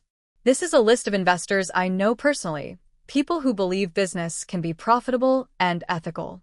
They've been looking for someone to back, someone with the vision to build something different. Sarah stared at the envelope. Why are you giving this to me? Because I'm 60 years old, Sarah. I've made my choices, built my career, earned my regrets. But you? Gloria pressed the envelope into Sarah's hands. You still have time to build something better. Don't make my mistake. Don't let fear convince you to settle. She stood to leave, then paused. Oh, and Sarah? The vote wasn't 8-4. It was 7-5. One vote was changed after the fact. Sarah's head snapped up. What? Check the official minutes when they're published tomorrow. Someone altered the record to make your loss look more decisive than it was. Gloria's smile was grim, which means someone's very afraid of what happens if you keep fighting. She walked away, leaving Sarah holding the envelope and a sudden, fierce spark of hope. Sarah went home and opened the envelope. Inside were 12 names, contact information, and personal notes from Gloria about each investor. But more than that, there was a handwritten letter. Sarah, *, these people aren't just wealthy. They're visionaries who've been waiting for someone to prove that ethical business isn't just possible, it's profitable. They've watched Pierce Industries for years, seen Alexander's genius and his ruthlessness, and wondered what could be built if someone had his mind but a better heart. *. You're that someone. *. Build your own company. Show the world what you showed that boardroom. And when you succeed, not if, when, remember this moment. Remember what it felt like to lose everything and choose to fight anyway. *. That's the difference between people like Daniel and people like us. We fall down, but we get back up. *. Gloria. Sarah read the letter 3 times, feeling something shift inside her. She'd been so focused on changing Pierce Industries from within that she'd never considered building something new entirely. Her phone rang. Alexander. Sarah, I'm so sorry, he started. Don't apologize. You gave me an opportunity. I'm the one who couldn't deliver. You delivered brilliantly. The board just wasn't ready to hear it. Alexander coughed, the sound wet and painful. But I want you to know, the 3 months aren't over. Your contract may be terminated, but my personal promise stands. Will you still let me teach you? Not as my employee, but as... He trailed off, searching for the word. As your student, Sarah finished softly. Yes. I'll still learn. Good. Relief flooded his voice. Because I have one more lesson to teach you. The most important one. Okay, I'm seeing hope returning. Are you feeling it too? Sarah's got allies, a potential new path, and Alexander's still in her corner. Drop a comment. What would you do next? Start your own company or keep fighting for Pierce Industries? And seriously, if you're not subscribed yet, you're missing the best parts. Subscribe now. The next morning, Sarah met Alexander at the old factory. He looked worse, frilier, more translucent, but his eyes were bright with purpose. This is where it ends, Alexander said, gesturing around the abandoned space. Or where it begins. Your choice. I don't understand. I'm giving you this factory, Sarah. The building, the land, everything. It's yours to do with as you wish. Sarah's jaw dropped. Alexander, I can't. You can. You will. He pulled out papers already signed. I bought it back 3 months ago, right after my diagnosis. Been trying to figure out what to do with it ever since. Now I know. But why? Because this is where I made my worst mistake. Where I chose profit over people and lost my soul in the process. Alexander's voice was thick with emotion. And you're going to fix it. You're going to build something here that proves I was wrong. That success and compassion can coexist. Sarah looked around the dusty, abandoned space. Saw not what it was, but what it could be. A new kind of company, she whispered. One built on the principles I tried to implement at Pierce Industries. Exactly. Alexander smiled. You've got Gloria's investors, my factory, Ethan's operational expertise, if he's willing to leave Pierce Industries to join you. Ethan would never leave you. He would for you. Alexander's eyes twinkled. Trust me. I've seen the way he looks at you. Like you're the answer to questions he didn't know he was asking. Sarah felt heat rise in her cheeks. This is crazy. Starting a company from scratch, competing with Pierce Industries. You won't be competing with Pierce Industries. You'll be building what Pierce Industries should have been. Alexander gripped her shoulders. Sarah, I'm dying. In a few weeks, maybe a month, I'll be gone. And when I am, Daniel will take over. He'll undo everything you tried to build, every reform you proposed. Unless I build something he can't touch. Something that exists outside his control. Now you're thinking like a CEO. Alexander released her. I have $2 million in a personal account. It's yours. Seed money. Hire the best people, buy the best equipment, build the best version of what I failed to create. $2 million. Sarah's head spun. That's too much. It's not nearly enough to undo the damage I've caused. But it's a start. Alexander's voice cracked. Let me do this, Sarah. Let me believe that something good can come from the wreckage of my life. Sarah thought about Robert Chen, about the 200 families, about every person crushed under Alexander's empire. She thought about her father, about doing the right thing even when it's hard. Okay, she said. But on one condition. We hire some of those original factory workers, if any are still around. Give them a chance to be part of rebuilding what was taken from them. Alexander's eyes filled with tears. You're a better person than I deserve. You're not as bad as you think you are. Sarah squeezed his hand. You're just a man trying to fix his mistakes before it's too late. That takes courage. Within 48 hours, everything changed. Ethan resigned from Pierce Industries. The resignation letter was brief.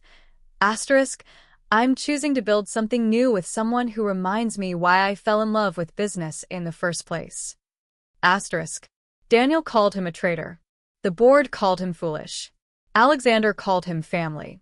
Gloria connected Sarah with 8 of the 12 investors. 6 committed funding, another $4 million on top of Alexander's $2 million. They believed in the vision. Ethical manufacturing with living wages, profit sharing, community investment. A company that measured success not just in quarterly returns but in lives improved. They called it Connor Industries. Sarah found 12 of the original factory workers. Most were in their 60s now, worn down by years of underemployment. She offered them positions, not charity, but real jobs with real wages and real dignity. Robert Chen's widow, Margaret, was among them. She looked at Sarah with tears streaming down her face. Why? Margaret whispered. Why would you do this for us? Because your husband deserved better. You all did. Sarah took Margaret's hands. And because someone once told me you judge a society by how it treats its most vulnerable. I want to build a company that treats everyone like they matter. The factory came alive. Construction crews renovated the space. Equipment arrived. Contracts were signed with ethical suppliers. Word spread about the new company built on old principles, and applications flooded in, not just from job seekers, but from other companies wanting to partner, from journalists wanting to tell the story. And through it all, Ethan was beside Sarah. Planning, strategizing, building. But also stealing moments. A kiss in the empty factory after everyone had gone home, his hand finding hers under the conference table during investor meetings, the way he looked at her when he thought she wasn't watching. You know this is crazy, right? Ethan said one night as they reviewed financial projections. We're betting everything on kindness being profitable. Is it a bet if you're certain you'll win? Sarah grinned. You're not certain. You're hopeful. There's a difference. Hope is a strategy when you believe in what you're building. Sarah leaned over, kissed him softly. And I believe in this. In us. In what we can create together. Ethan pulled her closer, deep in the kiss until Sarah forgot about spreadsheets and projections and everything except the feeling of being exactly where she was meant to be. But her phone buzzed, breaking the moment. A text from an unknown number. Asterisk, you think you've won. You haven't. I'm going to destroy everything you're building. And when I'm done, you'll wish you'd stayed destroyed. DS. Sarah showed Ethan. His jaw clenched. He's bluffing. What can he do? You're not at Pierce Industries anymore. You're beyond his reach. Maybe. But Sarah felt uneasy. Daniel had proven he was willing to destroy her once. What would stop him from doing it again? The answer came 3 days later. Sarah arrived at the factory to find Ethan waiting, his face ashen. What's wrong? Daniel filed a lawsuit. Against you, me, Alexander, and Connor Industries. Ethan handed her his tablet. He's claiming we stole proprietary Pierce Industries information to build a competing business. Industrial espionage. Theft of trade secrets. Sarah's blood ran cold. That's insane. We haven't stolen anything. He's citing the Meridian retention model, claiming you developed it using Pierce Industries resources while under contract, which means it belongs to them. And since Connor Industries is built on that model. Ethan's voice was hollow. He's seeking an injunction to shut us down before we even launch. Can he do that? If he convinces a judge we use stolen intellectual property? Yes. Ethan sank into a chair. Sarah, this could destroy everything. The investors will pull out. The workers we hired will lose their jobs before they even start. And we'll be buried in legal fees we can't afford. Sarah felt the room spin. This was Daniel's endgame. Not just defeating her, obliterating any chance she had of building something different. Her phone rang. Alexander, his voice weak. I heard about the lawsuit. Sarah, I'm so sorry. This is my fault. I should have known Daniel would. It's not your fault. Sarah's voice was steadier than she felt. But Alexander, we need help. Legal help. The kind that can stand up to Pierce Industries lawyers. I can't help you.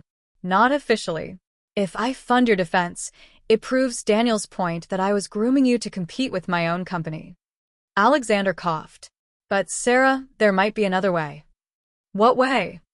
The retention model you proposed, it wasn't entirely original, was it? You based it on academic research, case studies, published data. Which means it's not proprietary. It's public domain applied creatively. Sarah's mind raced. So, if we can prove the model came from publicly available sources, then there's no theft. Just innovation. Alexander's voice strengthened. I kept all your research notes, Sarah. Every source you cited, every study you referenced. It's all documented. And I'm willing to testify that you developed that proposal using public information and your own brilliant analysis. Daniel will destroy you for testifying against him. I'm already dying. What more can he do? Alexander laughed, the sound bitter and free. For once in my life, I'm going to do the right thing regardless of cost. It's liberating. Sarah felt tears prick her eyes. Thank you. Don't thank me yet. This is going to be a fight. Alexander paused. But Sarah, I believe in you. Not because you're perfect, but because you're willing to try. That's worth fighting for. After the call ended, Sarah turned to Ethan. He was watching her with something fierce and protective in his eyes. We're really doing this, aren't we? He said, taking on Daniel Skywalker and Pierce Industries in court. We are. Sarah moved into his arms, drew strength from his warmth. Together. Together, Ethan agreed, kissing her forehead. Whatever it takes.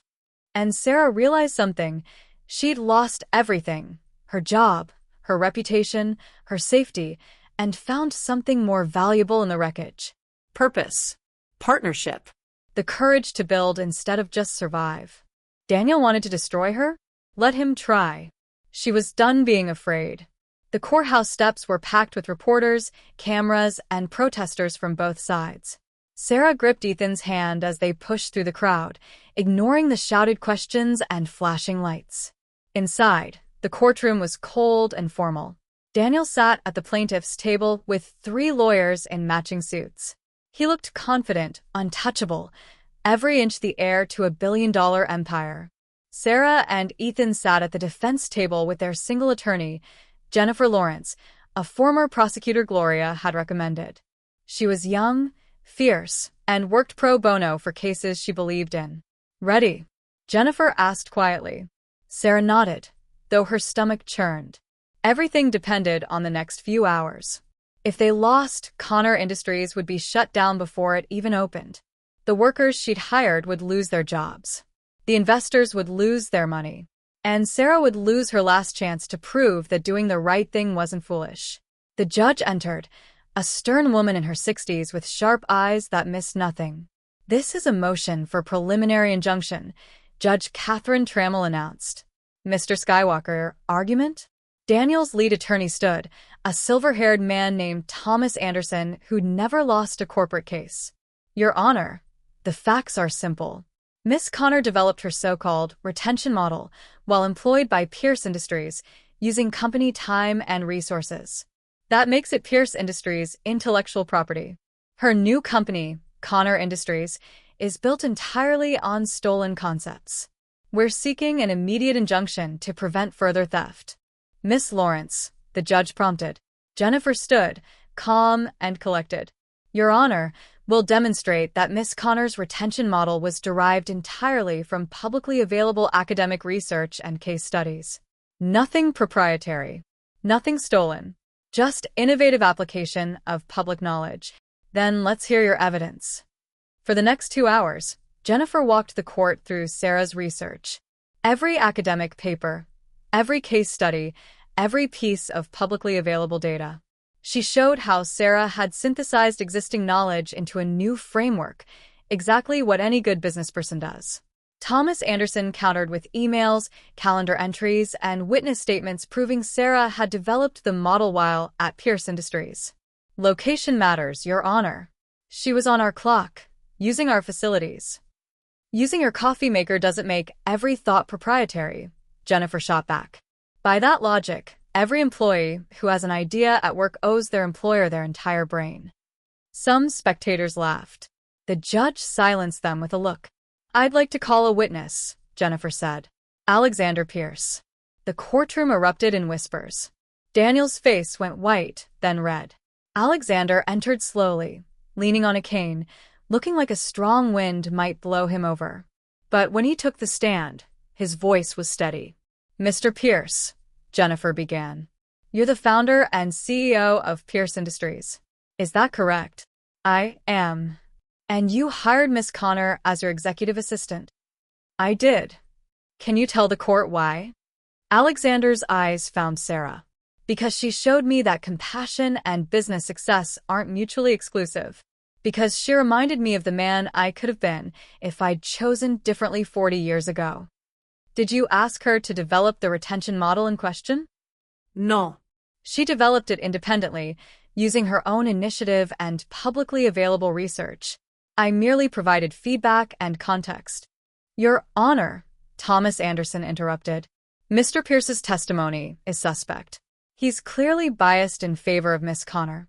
"I'm biased in favor of the truth," Alexander cut in, voice sharp despite his frailty. "Something I've avoided too long in my life." The judge leaned forward. "Continue, Mr. Pierce." "I built Pierce Industries through ruthlessness. I destroyed lives, crushed competitors, treated people as disposable. And it worked. I became wealthy beyond measure." Alexander's voice cracked. "But I also became hollow. Empty. A man with $8 billion and nothing that mattered." "Mr. Pierce, please focus on the matter at hand," Thomas tried. "This is the matter at hand." Alexander's eyes flashed. "My nephew, my son, is trying to shut down Miss Connor's company not because she stole anything, but because she represents everything he's afraid of. Change. Compassion. A different way of building success." The courtroom went silent. Daniel stared at his father, betrayal written across his face. "Your son," the judge asked sharply. "I thought Mr. Skywalker was your nephew." "Biologically, he's my son. Legally and publicly, he's my nephew. It's complicated." Alexander's gaze locked on Daniel. And it's been poisoning us both for 30 years. Wait, did Alexander just blow up his own family's secret in court? This man is going full redemption arc. Drop a comment if you're shook right now. And if you're not subscribed, subscribe because the next few minutes are going to be insane. Daniel stood abruptly. Your Honor, I'd like to address the court. Mr. Skywalker, that's not, Thomas began. I don't care about protocol. Daniel moved to the center of the courtroom, his composure cracking.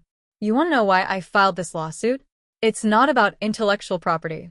It's about the fact that I've spent 6 years, no, 30 years, trying to earn my father's respect, and he gives it to a stranger he met a month ago.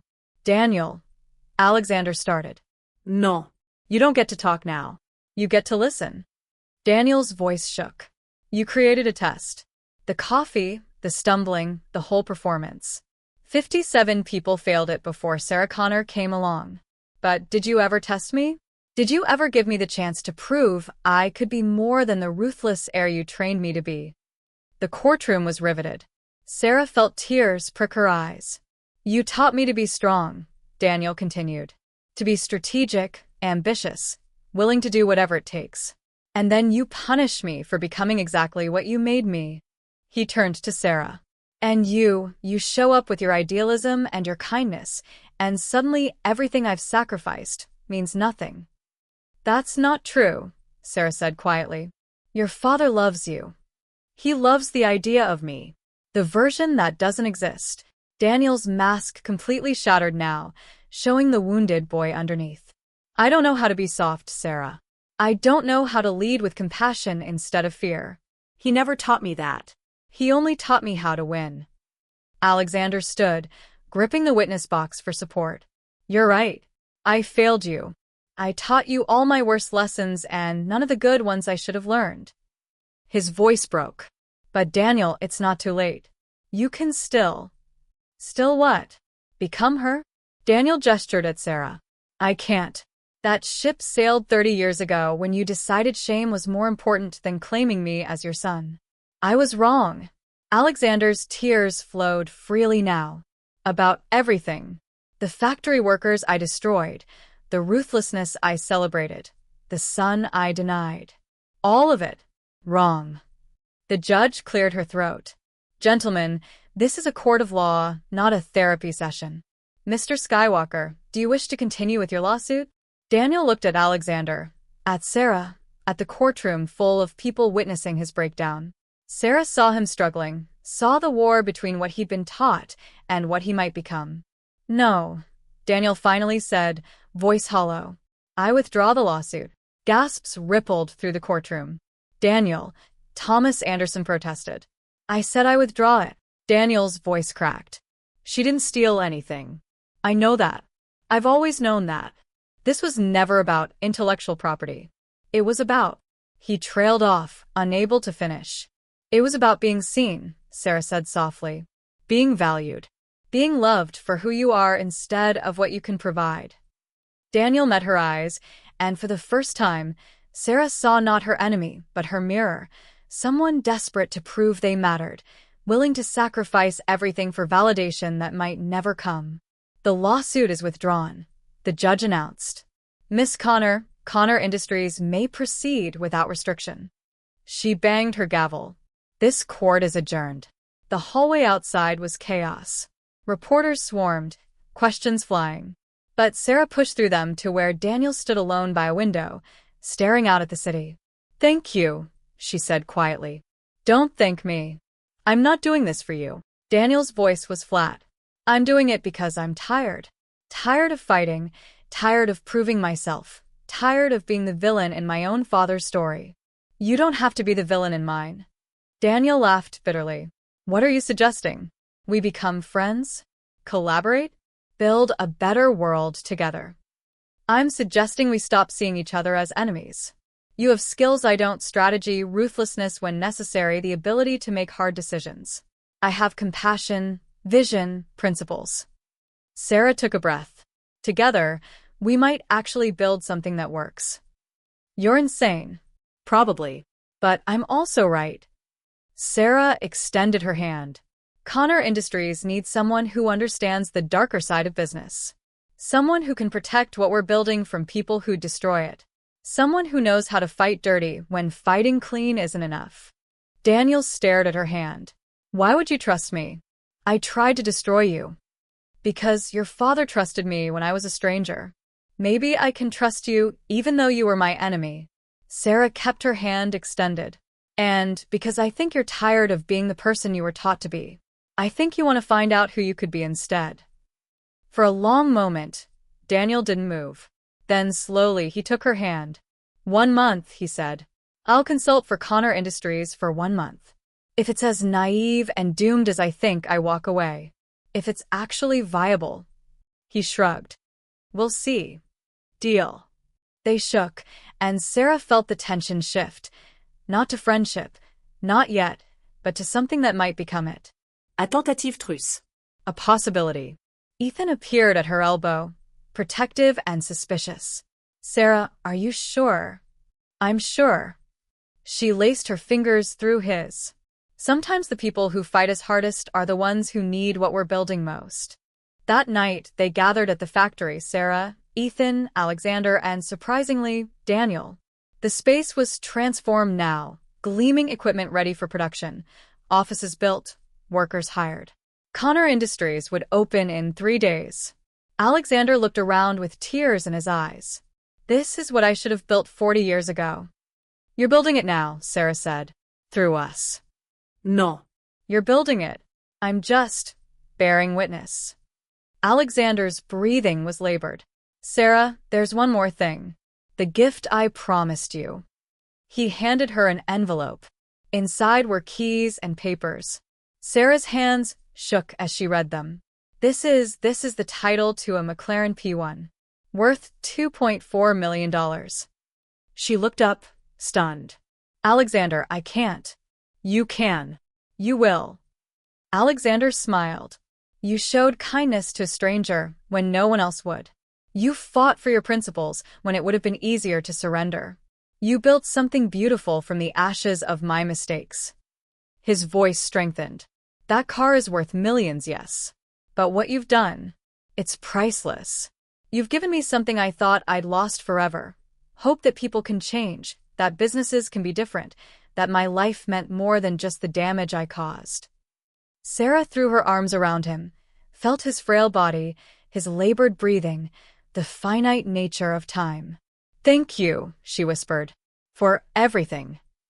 Thank you, Alexander whispered back, for reminding me what matters. Daniel watched from across the room, his expression unreadable. Then he spoke, voice rough. I never told you, but I'm glad you found her. Even if it means I'm not what you wanted. You're exactly what I wanted, Alexander said, reaching for his son. I just wanted you to become more than I was. And maybe, working with Sarah, you will. Daniel moved into his father's arms, awkward, stiff, 30 years too late, but finally happening. Sarah turned away to give them privacy, found Ethan waiting. You did it, he said, pulling her close. You actually changed the world. A little bit, anyway. We did it, Sarah corrected. You, me, Gloria, Alexander. Even Daniel, in his own way. Still. You were the catalyst. The one who saw a stranger and stopped. Ethan kissed her forehead. That one moment of kindness created all of this. Sarah thought about that morning in the Meridian lobby, about the choice she'd made without thinking, about how one small act had cascaded into something bigger than she could have imagined. I got a $2.4 million car for being decent to someone, she said, laughing through tears. That's insane. You got a chance to build the company you dreamed of. The car's just a bonus. Ethan smiled, though I call dibs on driving it first. Deal. They kissed, deep and sweet, surrounded by the machinery and possibility of what they'd built together. And Sarah realized she hadn't just received a gift. She'd become one, proof that kindness wasn't weakness, that principles could be profitable, that one person choosing to care could change everything. The story could have ended there, with victory and kisses and hope. But 3 days later, on Connor Industries' opening day, Alexander Pierce collapsed during the ribbon-cutting ceremony. He died 20 minutes later, surrounded by Sarah, Ethan, and Daniel, his last words a whisper. "You built something beautiful. Now protect it." And Sarah understood. The real battle was just beginning. 3 months after Alexander Pierce's funeral, Connor Industries employed 247 people. Sarah stood in her office, the same space where Alexander had once shown her the empty factory floor, and watched the morning shift arrive. Margaret Chin supervised quality control. 3 of the original factory workers trained new hires. The profit-sharing model had kicked in last month, and productivity was up 42%. They were proving it could work, that a company could be profitable and ethical. That compassion wasn't a liability. But the fight wasn't over. Daniel appeared in her doorway, tablet in hand. He'd been true to his word. 1 month of consulting had turned into 3. He was still rough around the edges, still ruthless when negotiations required it, but Sarah had watched something shift in him. Watched him fight for their workers instead of against them. "Pierce Industries is making a move," he said without preamble. "They're launching a competing factory 15 miles from here, offering higher wages to poach our trained workers." Sarah's stomach dropped. "Can they do that?" "It's legal." "Smart, actually. They let us do the hard work of training people, then steal them with better offers." Daniel's jaw clenched. "It's exactly what I would have done 6 months ago." "What do? We fight back. Offer retention bonuses, improve benefits, show our workers why loyalty matters." Daniel met her eyes. "Or, we do something they won't expect. We partner with them." Sarah blinked. "What?" "Pierce Industries needs what we've built, proof that ethical manufacturing works. We need their distribution network and capital. We're competitors, yes, but we could be collaborators." Daniel pulled up a presentation. "I've been working on this proposal. A joint venture. We maintain operational independence, but share resources and profits. They get to rebrand as socially conscious. We get the infrastructure to scale. You want to partner with a company that tried to destroy us? I want to change that company from the inside. The way you changed me." Daniel's voice was rough. "Sarah, my father left me Pierce Industries. I could run it into the ground out of spite, or I could transform it into what he wished it had been. But I can't do it alone. I don't know how to lead with compassion. You do." Sarah thought about Alexander's last words. Protect it. She'd assumed he meant protect Connor Industries. But maybe he'd meant something bigger.